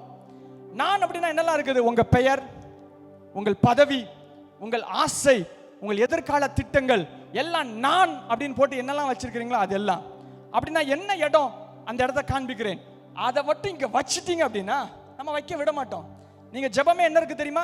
இந்த நானை பிடிச்சுக்கிட்டு, ஆண்டவரே எனக்கு இந்த பெண் வேணும், எனக்கு ஒரு நல்ல வேலை வேணும், எனக்கு கல்யாணம் நடக்கணும், எனக்கு பிள்ளை வேணும், எனக்கு கொஞ்சம் இங்க வலிக்கு, இங்க ரொம்ப வலிக்கு, இந்த வலி போயிடணும், எனக்கு எனக்கு எனக்கு. நான் வைக்க மாட்டேன். அதை பேசாத, அதை பேசாத. எனக்கு எனக்கு எனக்கு. ஆண்டவர் சொல்றாரு, நீ ஆரம்பிக்கணும்னா நானுங்கிறத வையி, அக்கினி எலும்புதான் பாரு. ஹல்லேலூயா. அக்கினி எழும்பிட்டுனா அந்த சரீரம் உங்க சரீரம் கிடையாது, தேவனுடைய ஆலயமாய் மாற்றப்பட்டு விடும்.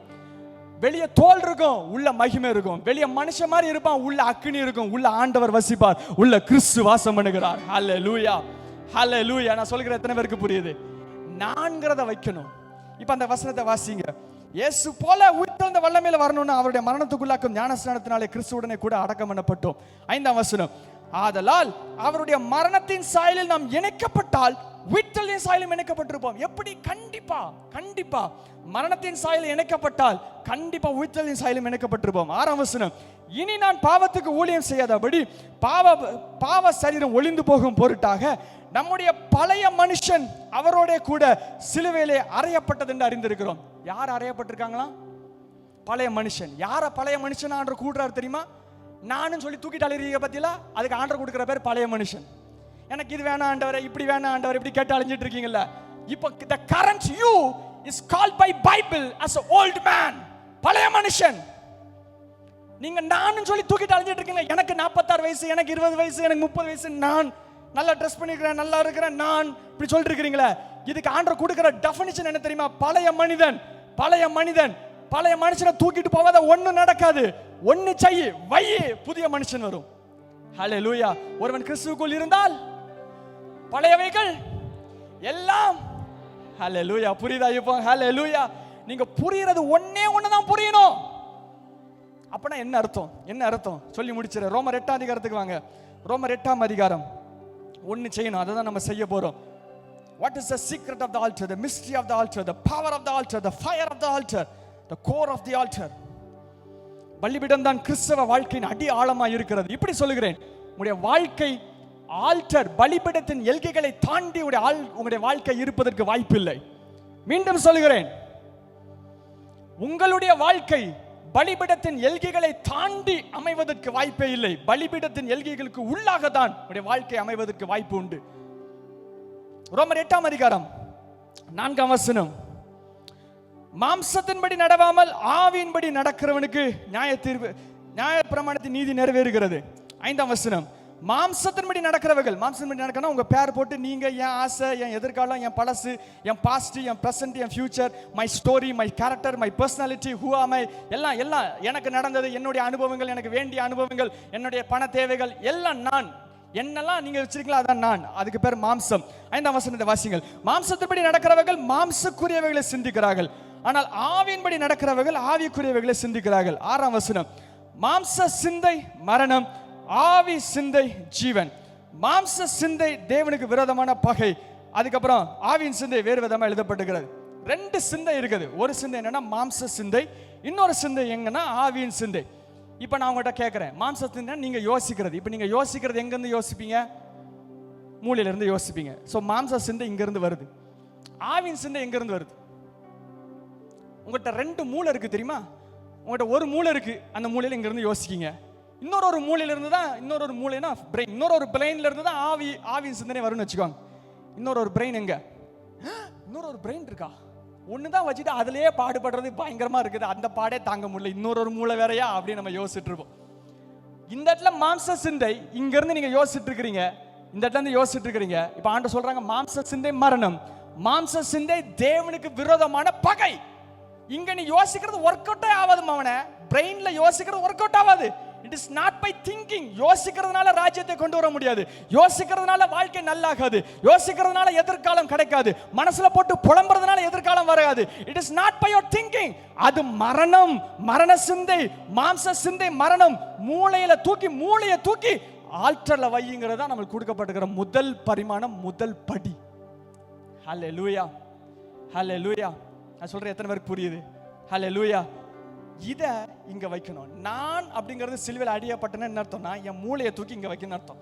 மூளையை தூக்கி, கழுத்தை தூக்கி, தலையை தூக்கி இங்க வச்சா மீதி என்ன இருக்கும்? ஒண்ணுமே இருக்காது. என்ன இருக்கும் அப்படின்னா, கிறிஸ்து இருப்பார், ஆவியின் சிந்தை உண்டாயிருக்கும், உங்களுடைய சிந்தை பரிசுத்தமாக இருக்கும், வேறு எண்ணங்கள் உடையவர்களாக இருப்பீர்கள். சிந்தனை முழுவதும் தேவனுடைய தரிசனங்களாலும் தேவனுடைய வார்த்தையினாலும் கர்த்தருடைய கிரியையினாலும் நிரப்பப்பட்டிருக்கும். உங்களுடைய கண்கள் பரிசுத்தமாக இருக்கும், வார்த்தை பரிசுத்தமாக இருக்கும். பேசின உடனே அக்கினி வரும், வாய்களை திறந்தவனே கை புல்லரிக்கிறது. நீங்க பேச ஆரம்பித்த உடனே கர்த்தருடைய மகிமை வெளிப்படும். நீங்கள் தேவனுடைய பிள்ளைகள் என்று சாட்சி எல்லாரும் சொல்வார்கள். நீங்கள் தேவனுடைய ராஜ்யத்தின் பிரஜையாக இருப்பீர்கள். கிறிஸ்து உங்களிலே வாசமாய் இருப்பார். ஹல்லேலூயா.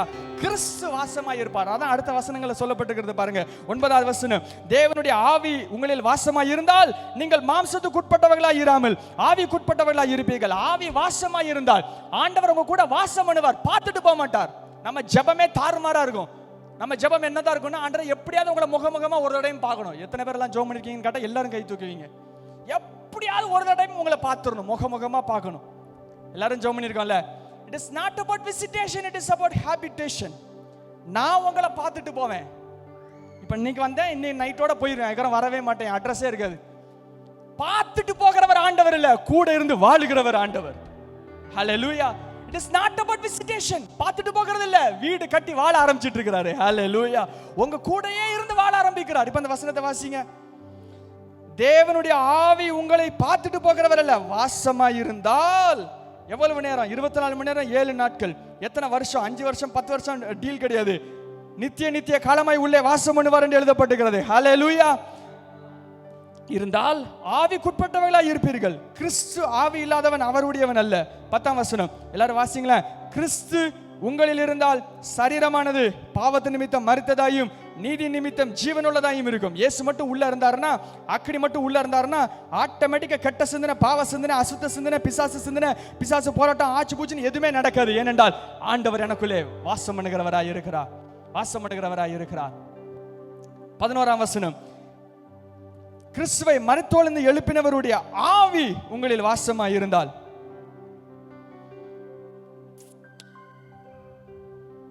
உங்கள் சாவுக்கு ஏதுவான சரீரத்தை உயிர்ப்பிப்பதற்கு அவர் உண்மையுள்ளவராய் இருக்கிறார். இயேசுவை மரித்தோலிருந்து எழுப்பின அதே ஆவி எனக்குள் வாசமாய் இருக்கிறது. ஒரு நிமிஷம் அதை யோசிங்களேன். 2000 வருஷத்துக்கு முன்பதாக இயேசுவை மரித்தோலிருந்து எழுப்பின அதே ஆவி, not a duplicate version, not a demo version, not a minimized version. கொஞ்சோண்டு இல்ல, கொஞ்சோண்டு பிச்சு இல்ல, அதை விட பெருசுதான். ஆக்சுவலா அதுல இருக்கிற பாதி இல்ல, அதுல இருக்கிற கொஞ்சம் இல்ல, அதுல இருக்கிற நிறைவு. இயேசுவை மரித்தோலிருந்து எழுப்பின அதே ஆவி எனக்குள்ள வாசமாய் இருக்கிறார். ஆகவே நேற்று நம்ம கத்துக்கிட்டோம், அப்பா பிதாவேன்னு கூப்பிடுகிற புத்திர சுவிகாரத்தின் ஆவியை கர்த்தர் கொடுத்திருக்கிறார். ஹல்லேலூயா, ஹல்லேலூயா. கிறிஸ்து மட்டும் உங்களில் வாசமாய் இருந்தால், மாம்சம் மட்டும் உங்களுடைய ஆல்டர்ல போட்டாங்கன்னா அக்கினி வருகிறது உண்மையா இருக்கும். ஹல்லேலூயா, ஹல்லேலூயா. கர்த்தர் ஒண்ணு மட்டும் கேட்கிறார், பலி மட்டும் கொண்டு வா, அக்கினி தானா வரும். நம்ம ஆண்டவர் வருவீரா வரமாட்டீரா இப்படி நம்ம கேட்டுக்கிட்டே இருப்போம். நம்ம பண்ற பெரிய தப்பு என்ன தெரியுமா? ஜெபம் பண்ணும்போது எல்லாத்தையும் ஒப்பு கொடுத்து ஜெபம் பண்ணுவோம். ஜெபம் பண்ணி முடிச்சோன்னா அதை அவ்வளோத்தையும் மீண்டி தூக்கி பேக் பண்ணிட்டு வீட்டுக்கு போயிடும். பலியை கொஞ்ச நேரம் வைப்போம், திருப்பி எல்லாத்தையும் எடுத்துட்டு அள்ளிட்டு we go back with our sacrifice. இது என்னன்னு நம்ம இன்னும் ஆழமா கத்துக்கிட்டு, இனி நான் அல்ல இயேசு மட்டும் வாழுகிறார். ஹல்லேலூயா. இந்த அனுபவம் தான் உங்களுடைய பேசிக் அனுபவமா இருக்கணும். இங்க இருக்கிறவர்கள், பின்னாடி இருக்கிறவர்கள், வெளியே இருக்கிறவர்கள் எல்லாரும் ஒரு நிமிடம் கரங்களை வைத்துங்களேன். கரங்களை வைத்து சொல்லுங்க, இனி நான் அல்ல இயேசு மட்டும் எனக்குள் வாழ்கிறார். சொல்லுங்க, இனி நான் அல்ல இயேசு மட்டும் எனக்குள்ள வாழ்கிறார். இந்த ரகசியம் பெரியது. என்ன ரகசியம் தெரியுமா? ஆல்டரின் ரகசியம், பலிங்கிற ரகசியம். பலிபீடத்தின் மேல, சிலுவையின் மேல பலி மட்டும் இணைக்கப்பட்டுட்டுனா power. Cross plus me is equal to glory. சிலுவை and நான், இயேசு சிலுவையும் நானும் இணைந்தால் உயிர்த்தெழுந்த வல்லமை, சிலுவையும் நானும் இணைந்தால் உயிர்த்தெழுந்த பவர், உயிர்த்தெழுந்த மகிமையின் வல்லமை, the resurrected power of God. கிறிஸ்தவர்கள் என்றால் யார் தெரியுமா? உயிர்த்தெழுந்த வல்லமையை சுமப்பவர்கள்.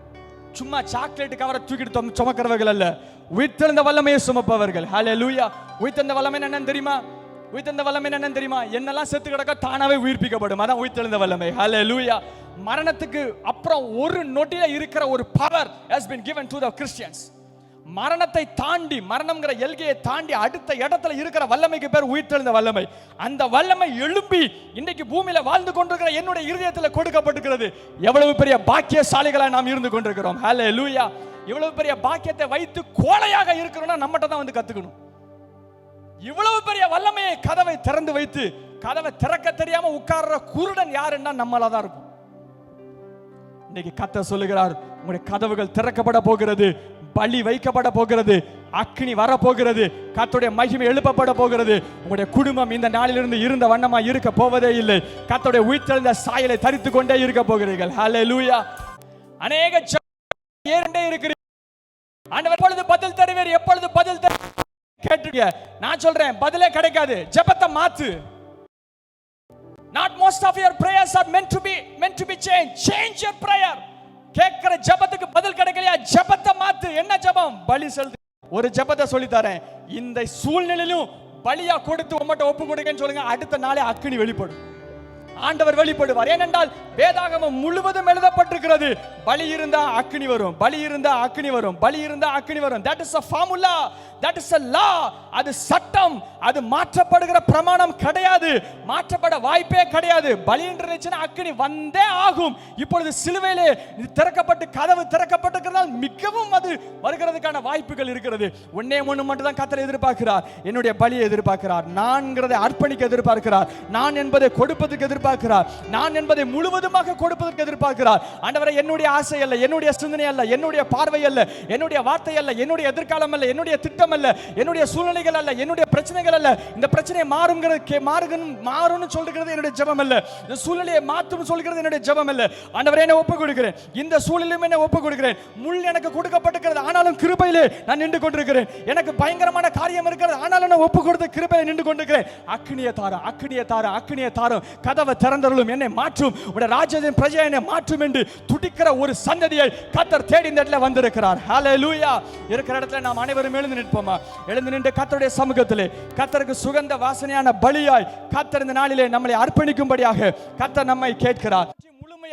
உம்முடைய சமூகத்திலே தாழ்த்தி ஒப்புக் கொடுக்கிறேன் ஆண்டவரே, எல்லாவற்றையும் ஒப்புக் கொடுக்கிறேன், எல்லாவற்றையும் ஒப்புக் கொடுக்கிறேன். இனி நான் அல்ல, இனி நான் அல்ல, இனி நான் அல்ல, இனி நான் அல்ல, இனி நான் அல்ல, என் ஆசை அல்ல ஆண்டவரே. ஜெபத்தை மாற்றுகிறேன், எனக்கு புலம்புகிற எண்ணங்களை மாற்றுகிறேன். நான் எப்போ ஜெபம் பண்ணாலும் புலம்புறது தான். நீங்க யோசிக்கிறதெல்லாம் ரெண்டு தான். ஒன்னு நேற்று நடந்த வலி, நாளைக்கு நடக்க போகிற பயம், ரெண்டு தான் உங்க சிந்தனையில ஓடிக்கொண்டே இருக்கிறது. நீங்க சும்மா இருந்தா ரெண்டு தான் யோசிப்பீங்க. ஆண்டவரே, நேற்று இப்படி பண்ணிட்டேன், வலிக்குது. பழைய காரியங்களை திரும்பவும் ஞாபகம் வந்து பழைய காரியங்களை ஞாபகப்படுத்தி படுத்தி படுத்தி குற்ற உணர்வுக்குள்ளாக வைத்து இருதயத்தில் குற்ற உணர்வை தாங்கி தாங்கி தாங்கி உங்களுடைய நிகழ்காலத்தையும் எதிர்காலத்தையும் தொலைத்துக் கொண்டிருக்கிற அனுபவமா இருக்கிறது. நீங்கள் பழைய ஒன்னு பழசு நடந்த வலியை யோசிப்பீங்க, இல்லாட்டி நாளைங்கிற பயத்தை யோசிப்பீங்க. You just think about the past, the pain of the past and fear of the future. ரெண்டு தான் உங்களுடைய இருதயத்தை ஆளுகை செய்து கொண்டிருக்கிறது. நான் அப்படிங்கிறது ரெண்டு நிலைகளில் தான் இருக்கும். ஆனால் கர்த்தர் என்பவர் வந்தால் அவர் சதா காலங்களும் அரசாட்சி செய்கிற நேற்றும் இன்றும் என்றும் மாறாத தேவனாய் இருந்து உங்களுடைய வாழ்க்கைங்கிற வட்டை, வாழ்க்கைங்கிற ஸ்டீரிங் வீலை அவர் பிடித்துக் கொண்டு எல்லாவற்றையும் நேர்த்தியாய் செய்து அதனத்தின் காலத்திலே அழகாய் உருவாக்கி உலகம் உண்டாகிறதுக்கு முன்பதாக நியமிக்கப்பட்டிருக்கிற ராஜ்யத்தின் சுதந்திரத்தை கரங்களிலே கொடுத்து வல்லமையாய் உங்களை மாற்றி அவரோடு இன்பமாக வாழும்படியான அனுபவத்தை கொடுத்து அவரோடு ஒன்றிணைத்து நீங்கள் குமாரராகவும் அவர் கிறிஸ்துவாகவும் இருந்து சிங்காசனங்களை உங்களுக்கு திறக்க செய்து மகா பெரிய வாழ்க்கையை தொடங்குவதற்கு உண்மையுள்ளவராய் இருக்கிறார். ஆண்டவர் வைத்திருக்கிற பங்கு மிகவும் பெரியது. ஆண்டவர் வைத்திருக்கிற சுதந்திரம் மிகவும் பெரியது.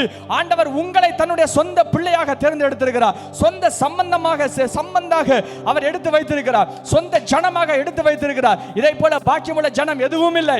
இதே போல பாக்கியமுள்ள ஜனம் பூமியில எதுவும் இல்லை. நான் சொல்லுகிறேன், உங்களுடைய சந்ததி வழியாய் பூமி முழுவதும் ஆசீர்வதிக்கப்படும் என்கிற வாக்குத்தத்தத்தை கர்த்தர் உங்களுக்கு உங்கள் சந்ததிக்கும் கொடுத்திருக்கிறார். இதைவிட மிகப்பெரிய ஆசீர்வாதம் என்ன வேண்டும்? இதைவிட மிகப்பெரிய ஆசீர்வாதம் என்ன வேண்டும்? உன்னை ஆசீர்வதிக்கவே ஆசீர்வதித்து உன்னை பெருகவே பெருக செய்வேன். யாருக்கு கொடுக்கப்படும்? பலிபீடத்திலே பலியாக தன்னை ஒப்பு கொடுத்தவனுக்கு கொடுக்கப்படும். கண்கள் தெரியாமல் இருந்தாலும் சரி, சிந்தனையிலே புரியாமல் இருந்தாலும் சரி, கர்த்தர் சொல்லுகிற பாதையிலே ஒழுங்காய் நடக்கிறவனுக்கு, கிரமமாய் நடக்கிறவனுக்கு, வழி தெரியாமல் இருந்தாலும் ஆபிரகாமை போல கண்கள் காணாமல் இருக்கிற தேசத்தை பார்த்து புறப்பட்டு அந்த விசுவாசத்தை கர்த்தர் கனப்படுத்தி கானான் தேசத்தை கொடுத்தது மாத்திரமல்லாமல் பூமி முழுவதும் திரளாய் பரப்ப செய்த அந்த ஆண்டவர் உங்களை தளக்க செய்து உங்கள் விசுவாசத்தை கனப்படுத்தி வெளியேற பெற்ற விசுவாசத்தை கனப்படுத்தி கர்த்தர் சகலத்தையும் செய்வதற்கு உண்மையுள்ள மகா பெரிய பிரபுவாக சிங்காசனத்தை ஆளுகை செய்கிற ராஜாவாக இருக்கிறார்.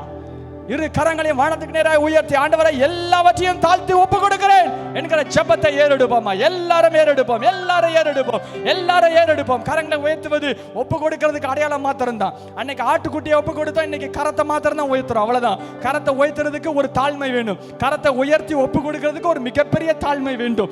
காலத்தில் கரத்தை உயர்த்துவது ஒரு தவறான செயலே கிடையாது. ஒப்பு கொடுக்கிறேன் என்கிற ஒரே ஒரு அடையாளம் தான். எல்லாவற்றையும் ஒப்பு கொடுக்கிறேன் சொல்கிற ஒரு அடையாளம் தான். இனி நான் அல்ல, இயேசு இருக்கிறார் சொல்கிறதுக்கு ஒரு சின்ன அடையாளம் தான், அவ்வளவுதான். அது வேறு எந்த காரியத்தையும் அது குறிக்கவில்லை. இனி நான் அல்ல, இயேசு மட்டும் என்கிற இதுக்கு அடையாளம். என் பெருமை அல்ல, நான் இப்படிப்பட்டவன், நான் டாக்டர், அதனால நான் கையெல்லாம் தூக்க மாட்டேன் அப்படின்னு சொல்கிற அனுபவம் உள்ளவன் அல்ல. எல்லாவற்றையும் ஒப்புக்கொடுத்து இயேசுதான் தெய்வம் என்று சொல்லுகிற ஒரு அனுபவத்துக்குள்ளாக அழைத்து செல்கிற ஒரு சின்ன செயல் தான். எல்லாவற்றையும் ஒப்பு கொடுக்கிறேன் என்று சொல்லுவோமா? எல்லாரும் இணைந்து கண்களை மூடி வாய்களை திறந்து பக்கத்தில் இருக்கிறவங்கள பார்க்காதீங்க. ஒரு உன்னதமான பரிசுத்தமான நேரம். திரும்பி இந்த நேரம் வருமா என்று தெரியாது. எளிதாக இந்த நேரம் உங்களுக்கு கொடுக்கப்படுமா என்று தெரியாது. ஆனால் இந்த நேரம் மிகவும் பரிசுத்தம் உள்ளதாக இருக்கிறது. எல்லாரும் உங்களுடைய இருதயங்களை திருப்பி கர்த்தருக்கு நேராய் உங்களுடைய பலிபீடத்தின் மீது உங்களுடைய பலியை வையுங்கள். பலிபீடத்தின் மீது உங்களுடைய மாம்சத்தை வையுங்கள். பலிபீடத்தின் மீது உங்கள் இச்சையை வையுங்கள். உங்களுடைய சிந்தனைகள் முழுவதும் இச்சையா இருக்கிறது. உங்களுடைய சிந்தனை முழுவதும் இருளா இருக்கிறது. உங்களுடைய சிந்தனை முழுவதும் அந்தகாரமா இருக்கிறது. எப்பொழுதும் பூமியையும் பூமிக்கு ஒத்த காரியத்தையும் யோசித்துக் கொண்டே இருக்கிறீர்கள். எப்பொழுதும் மண்ணையே யோசித்துக் கொண்டிருக்கிறீர்கள். மண்ணையே யோசித்துக் கொண்டிருக்கிறீர்கள். உங்களுடைய சிந்தனை முழுவதும் மண்ணை சார்ந்துதான் இருக்கிறது. மண்ணை சார்ந்துதான் இருக்கிறது. மண்ணு மண்ணு மண்ணு மண்ணு சர்ப்பம் சர்ப்பம் சர்ப்பம் தான் மண்ணை நக்கிட்டு இருக்கோம். மண்ணை நக்கிட்டு இருக்கிற சர்ப்பம். நீங்களும் மண்ணை தான் நக்கிட்டு இருக்கிறீங்க. இது வேணும், அது வேணும், அந்த நிலை வேணும், இந்த நிலை வேணும், இவன் இப்படி பண்ணிட்டான், இவன் இப்படி பண்ணிட்டான், இவன் குத்திட்டான். எப்ப வானத்தின் காரியங்களை யோசிப்பீர்கள்? எப்பொழுது பூமியினுடைய காரியங்களை அடுத்து பரலோகத்தின் காரியத்தை எப்பொழுது யோசிப்பீர்கள்? நான் சொன்னபடி நடக்கல, நான் சொன்னபடி அவன் செய்யல, நான் சொல்லபடி ஆலயத்துல நடக்கல, நான் சொன்னபடி ஆலயத்துல குருவானவர் செய்யல, இது செய்யல, இந்த காரியங்கள் செய்யல, நான் தூக்கி குப்பையில போடு, தூக்கி எறி. ஆலயம் பரிசுத்தமானது. உன்னுடைய பிரமாணங்களை காமிப்பது ஆலயம் அல்ல. உன்னுடைய வேண்டாத உன்னுடைய ஆசைகளை நிறைவேற்றுகிற இடம் ஆலயம் அல்ல. ஒதுங்கிரு, வராதங்க, எங்கேயாவது போ. ஆலயம் என்பது உன்னுடைய நான் என்கிற அகந்தையை பார்ப்பதற்கான இடம் அல்ல, பரிசுத்தம் உள்ள இடம் இது. உன்னுடைய பேச்சின்படி சகலமும் நடக்கப்பட வேண்டும் என்று எழுதப்பட்ட இடம் இது அல்ல. இது பரிசுத்தமான இடம். எங்கேயாவது போயிரு, போயிரு. நான்கிறது அழிஞ்சாதான் வல்லமை வரும். நான்கிறது அழிஞ்சாதான் மகிமை கொடுக்கப்படும். நான்கிறது அழிஞ்சாதான் உயிர்த்தெழுந்த வல்லமை வரும். ஒப்பு கொடுப்போமா? எல்லாரும் சேர்ந்து கண்களை மூடி கரங்களை உயர்த்தி உகந்த காணிக்கையா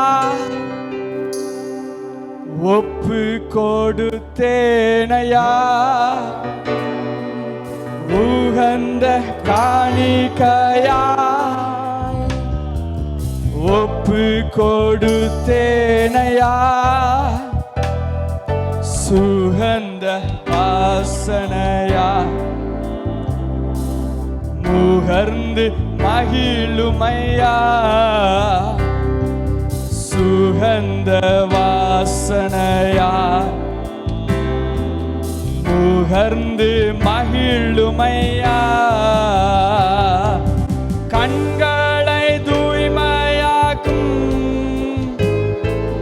கர்த்தாவை பார்க்கணும், கண்களை தூய்மையாக்கும் கர்த்தாவை பார்க்கணும், காதுகள் திறந்தருளும் கர்த்தரும் குரல் கேட்கணும், காதுகள் திறந்தருளும் கர்த்தரும் குரல் கேட்கணும், உகந்த காணிக்கையா ஒப்பு கொடுத்தேனையா. சொல்லும் ஆசையாய் உகந்த காணிக்கையா. ஆண்டவரே, எல்லாவற்றையும் ஒப்பு கொடுக்கிறேன். என் இச்சைகளை ஒப்பு கொடுக்கிறேன், என் எண்ணங்களை ஒப்பு கொடுக்கிறேன், மாம்ச சிந்தைகளை ஒப்பு கொடுக்கிறேன், என் எதிர்கால திட்டங்களை ஒப்பு கொடுக்கிறேன். அப்பா, அர்ப்பணிக்கிறேன். சுகந்த வாசனையா உகந்து மகிழுமையா. கரங்களை உயர்த்தி உகந்த அப்பா, அப்பா, ஆத்மாவை ஒப்பு கொடுக்கிறேன், ஆத்மாவை ஒப்பு கொடுக்கிறேன், சரீரத்தை ஒப்பு கொடுக்கிறேன், என் பாவங்களை ஒப்பு கொடுக்கிறேன். ஆண்டவரே, என்னுடைய நினைவாளர்களை ஒப்பு கொடுக்கிறேன். எல்லாமே உமக்கு ஆண்டவரே. சுகந்த வாசனையாய் முகர்ந்து மகிழுமையா,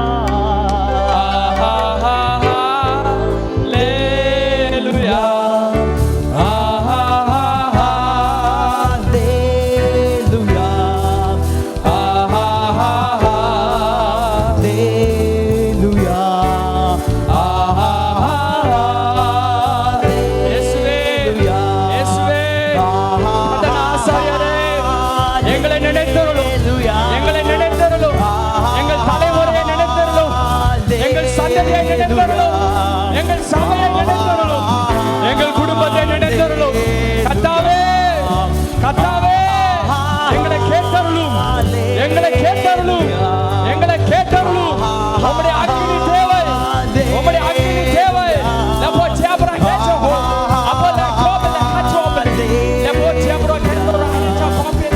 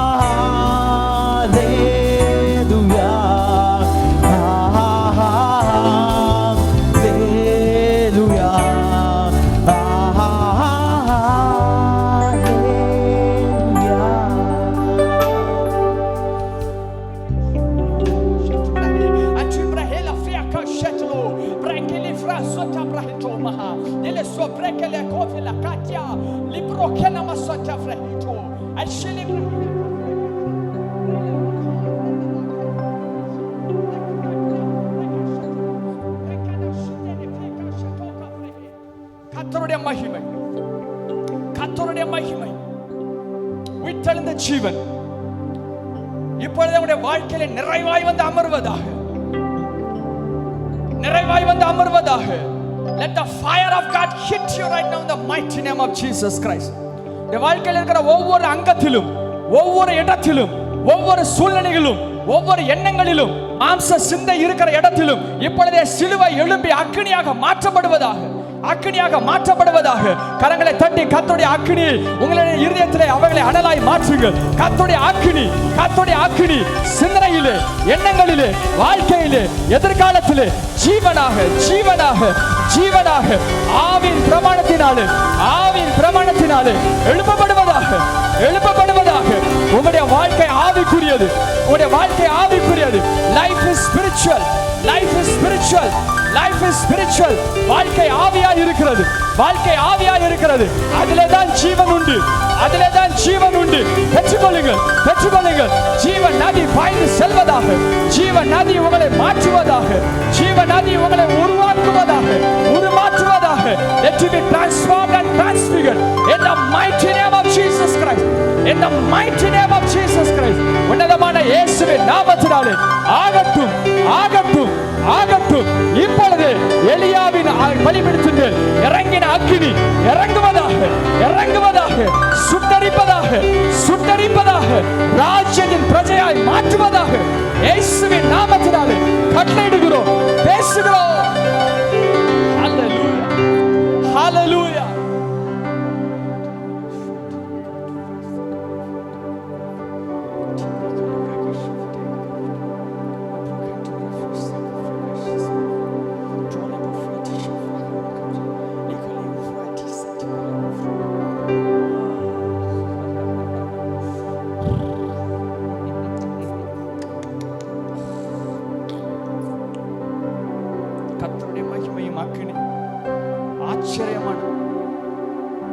ஆச்சரியமானது. இன்றிலிருந்து உங்களுடைய உள்ளமும் உங்களுடைய இருதயமும் கிறிஸ்துவோடு இணைக்கப்பட்டிருக்கிறது. கரங்களை தட்டி கர்த்தருக்கு நன்றி செலுத்துங்கள். இதுவரை கண்ட எகிப்தினை காண்பது இல்லை. பாவம் உங்களை தொடாது, மரணம் உங்களை தொடாது. ஜீவனாக மாற்றப்பட்டிருக்கிறீர்கள், ஜீவனாக மாற்றப்பட்டிருக்கிறீர்கள். எழுந்து பிரகாசியுங்கள். ஒளி வந்தது, ஒளி வந்தது. இருளிலே வெளிச்சம் உண்டாயிருக்கிற தேவன், கட்டளையிட்ட தேவன் இப்பொழுதே வெளிச்சத்தை கட்டளையிட்டிருக்கிறார். உங்களுடைய வாழ்க்கை வெளிச்சம் என்று எழுதப்படுகிறது, வெளிச்சம் என்று எழுதப்படுகிறது, வெளிச்சம் என்று எழுதப்படுகிறது இயேசுவின் நாமத்தினாலே. அல்லேலூயா. நன்றி செலுத்துகிறோம் ஆண்டவரே, நன்றி செலுத்துகிறோம் ஆண்டவரே. இந்த வசனங்களுடைய இருதயத்திலே ஆழமாய் எழுதப்படுவதாக, மாறாத பிரமாணமாக எழுதப்படுவதாக. ஆண்டவரே, ஆதாம் பிறப்பிடத்திலிருந்து அவைகள் தோன்றி ஒவ்வொரு தலைமுறையும் அந்த ரகசியங்கள் பாதுகாக்கப்பட்டு ஒவ்வொரு தலைமுறைக்கும் கிரமமாக சொல்லிக் கொடுக்கப்பட்டு, நோவாவுக்கு சொல்லிக் கொடுக்கப்பட்டு, அதனுடைய பிள்ளைகளுக்கு சொல்லிக் கொடுக்கப்பட்டு, ஆபிரகாம், ஈசாக்கு, யாக்கோபு அந்த ரகசியங்களை சுமந்து வந்து காலங்கள் வரும்பொழுது சரியாக கர்த்தருடைய இருதயத்தை மாற்றும்படியான நேரம் வரும் பொழுது சரியாக அவர்கள் செய்து அவர்கள் தேவனை பின்பற்றி இன்று வரைக்கும் அந்த ரகசியம் மெய்யாக வைக்கப்பட்டு எங்களுடைய கரங்களிலே கொடுக்கப்பட்டிருக்கிறது. நாங்கள் இதை உண்மையாக பெற்று அடுத்த தலைமுறைக்கு கொடுக்கிற அந்த கிருபை எங்களுக்கு உண்டாயிருப்பதாக. எல்லாரும் அதற்காக ஜெபம் பண்ணுங்க. இன்றைக்கு பெற்றுக்கொண்ட இந்த அழகான இந்த உண்மையான ஒரு ரகசியம் என்னுடைய தலைமுறைக்கும் என்னுடைய குழந்தைகளுக்கும் என்னுடைய பேர குழந்தைகளுக்கும் நான் கற்றுக் கொடுப்பேன். எல்லாரும் ஒரு சின்ன தீர்மானம் எடுங்க. நீங்க மட்டும் வச்சுக்கிட்டு சாக்க கூடாது. இதை வச்சுட்டு உங்களுக்கு யாருக்கெல்லாம் தெரியுதோ எல்லாருக்கும் நீங்க சொல்லிக் கொடுக்கணும். எல்லாருக்கும் சொல்லிக் கொடுக்கறதுக்கு தான் இது சொல்லப்பட்டிருக்கிறது. எல்லாரும் உண்மையாய் ஒரு முடிவெடுங்கள். இவற்றை அன்றைக்கு அருளப்பட்டது போல எனக்கு அருளப்பட்டிருக்கிறது. அன்றைக்கு ஆதாமுக்கும் ஆபேலுக்கும் அருளப்பட்டது போல, நோவாவுக்கும் ஆபிரகாமுக்கும் அருளப்பட்டது போல, யோசேப்புக்கும் ஈசாக்குக்கும் யாக்கோபுக்கும் அருளப்பட்டது போல, மோசேக்கும் யோசுவாவுக்கும் எலியாவுக்கும் அருளப்பட்டது போல, இஸ்ரவேல் ஜனங்களுக்கு அருளப்பட்டது போல எனக்கும் இன்றைக்கு அருளப்பட்டிருக்கிறது. இந்த கிருபையை நானே வைத்து இழந்து போகாதபடி அநேகருக்கு கொடுத்து அக்கினியை பரவ செய்கிற மகிமையான பாக்கியத்தை எனக்கு தாரும் என்று கேட்போமா? இப்பொழுதே அந்த கிருபை கொடுக்கப்படுவதாக, இப்பொழுதே இந்த ஞானம் கொடுக்கப்படுவதாக, இவற்றிலே வாழுகிற ஞானம் கொடுக்கப்படுவதாக, தேவதூதருடைய ஒத்தாசை அருளப்படுவதாக, நீங்கள் ஜெபிக்கும் பொழுது பரலோகம் திறக்கப்படுவதாக, ஜெபிக்க தொடங்க ஆரம்பிக்கும் பொழுது தேவதூதர்கள் அவருடைய கிருபைகள் கொடுக்கப்படுவதாக. Let you understand the ministry of angels. தேவதூதருடைய ஊழியங்களை பாக்கியங்களை பெற்றுக்கொள்வீர்களாக. உடைய வாழ்க்கையின் நடைமுறை இந்த நாளிலிருந்து அடியோடு வேரோடு மாற்றப்படுவதாக இயேசுவின் நாமத்தினாலே. அப்படி செய்கிற தேவனுக்கு கரங்களை தட்டி நன்றி செலுத்துவோமா? ஹல்லேலூயா. நன்றி செலுத்துகிறோம் ஆண்டவரே, நன்றி செலுத்துகிறோம், ஒப்பு கொடுக்கிறோம். நாமம் மகிமைப்படுவதாக. எல்லாவற்றையும் இயேசு ஒருவருக்கே மகிமையாக நாங்கள் செலுத்துகிறோம். நீர் மாத்திரம் மகிமைப்படுவீராக. உயிர்த்தெழுந்த இயேசு கிறிஸ்து மூலம் ஜெபிக்கிறோம் நல்ல பிதாவே. ஆமென், ஆமென்.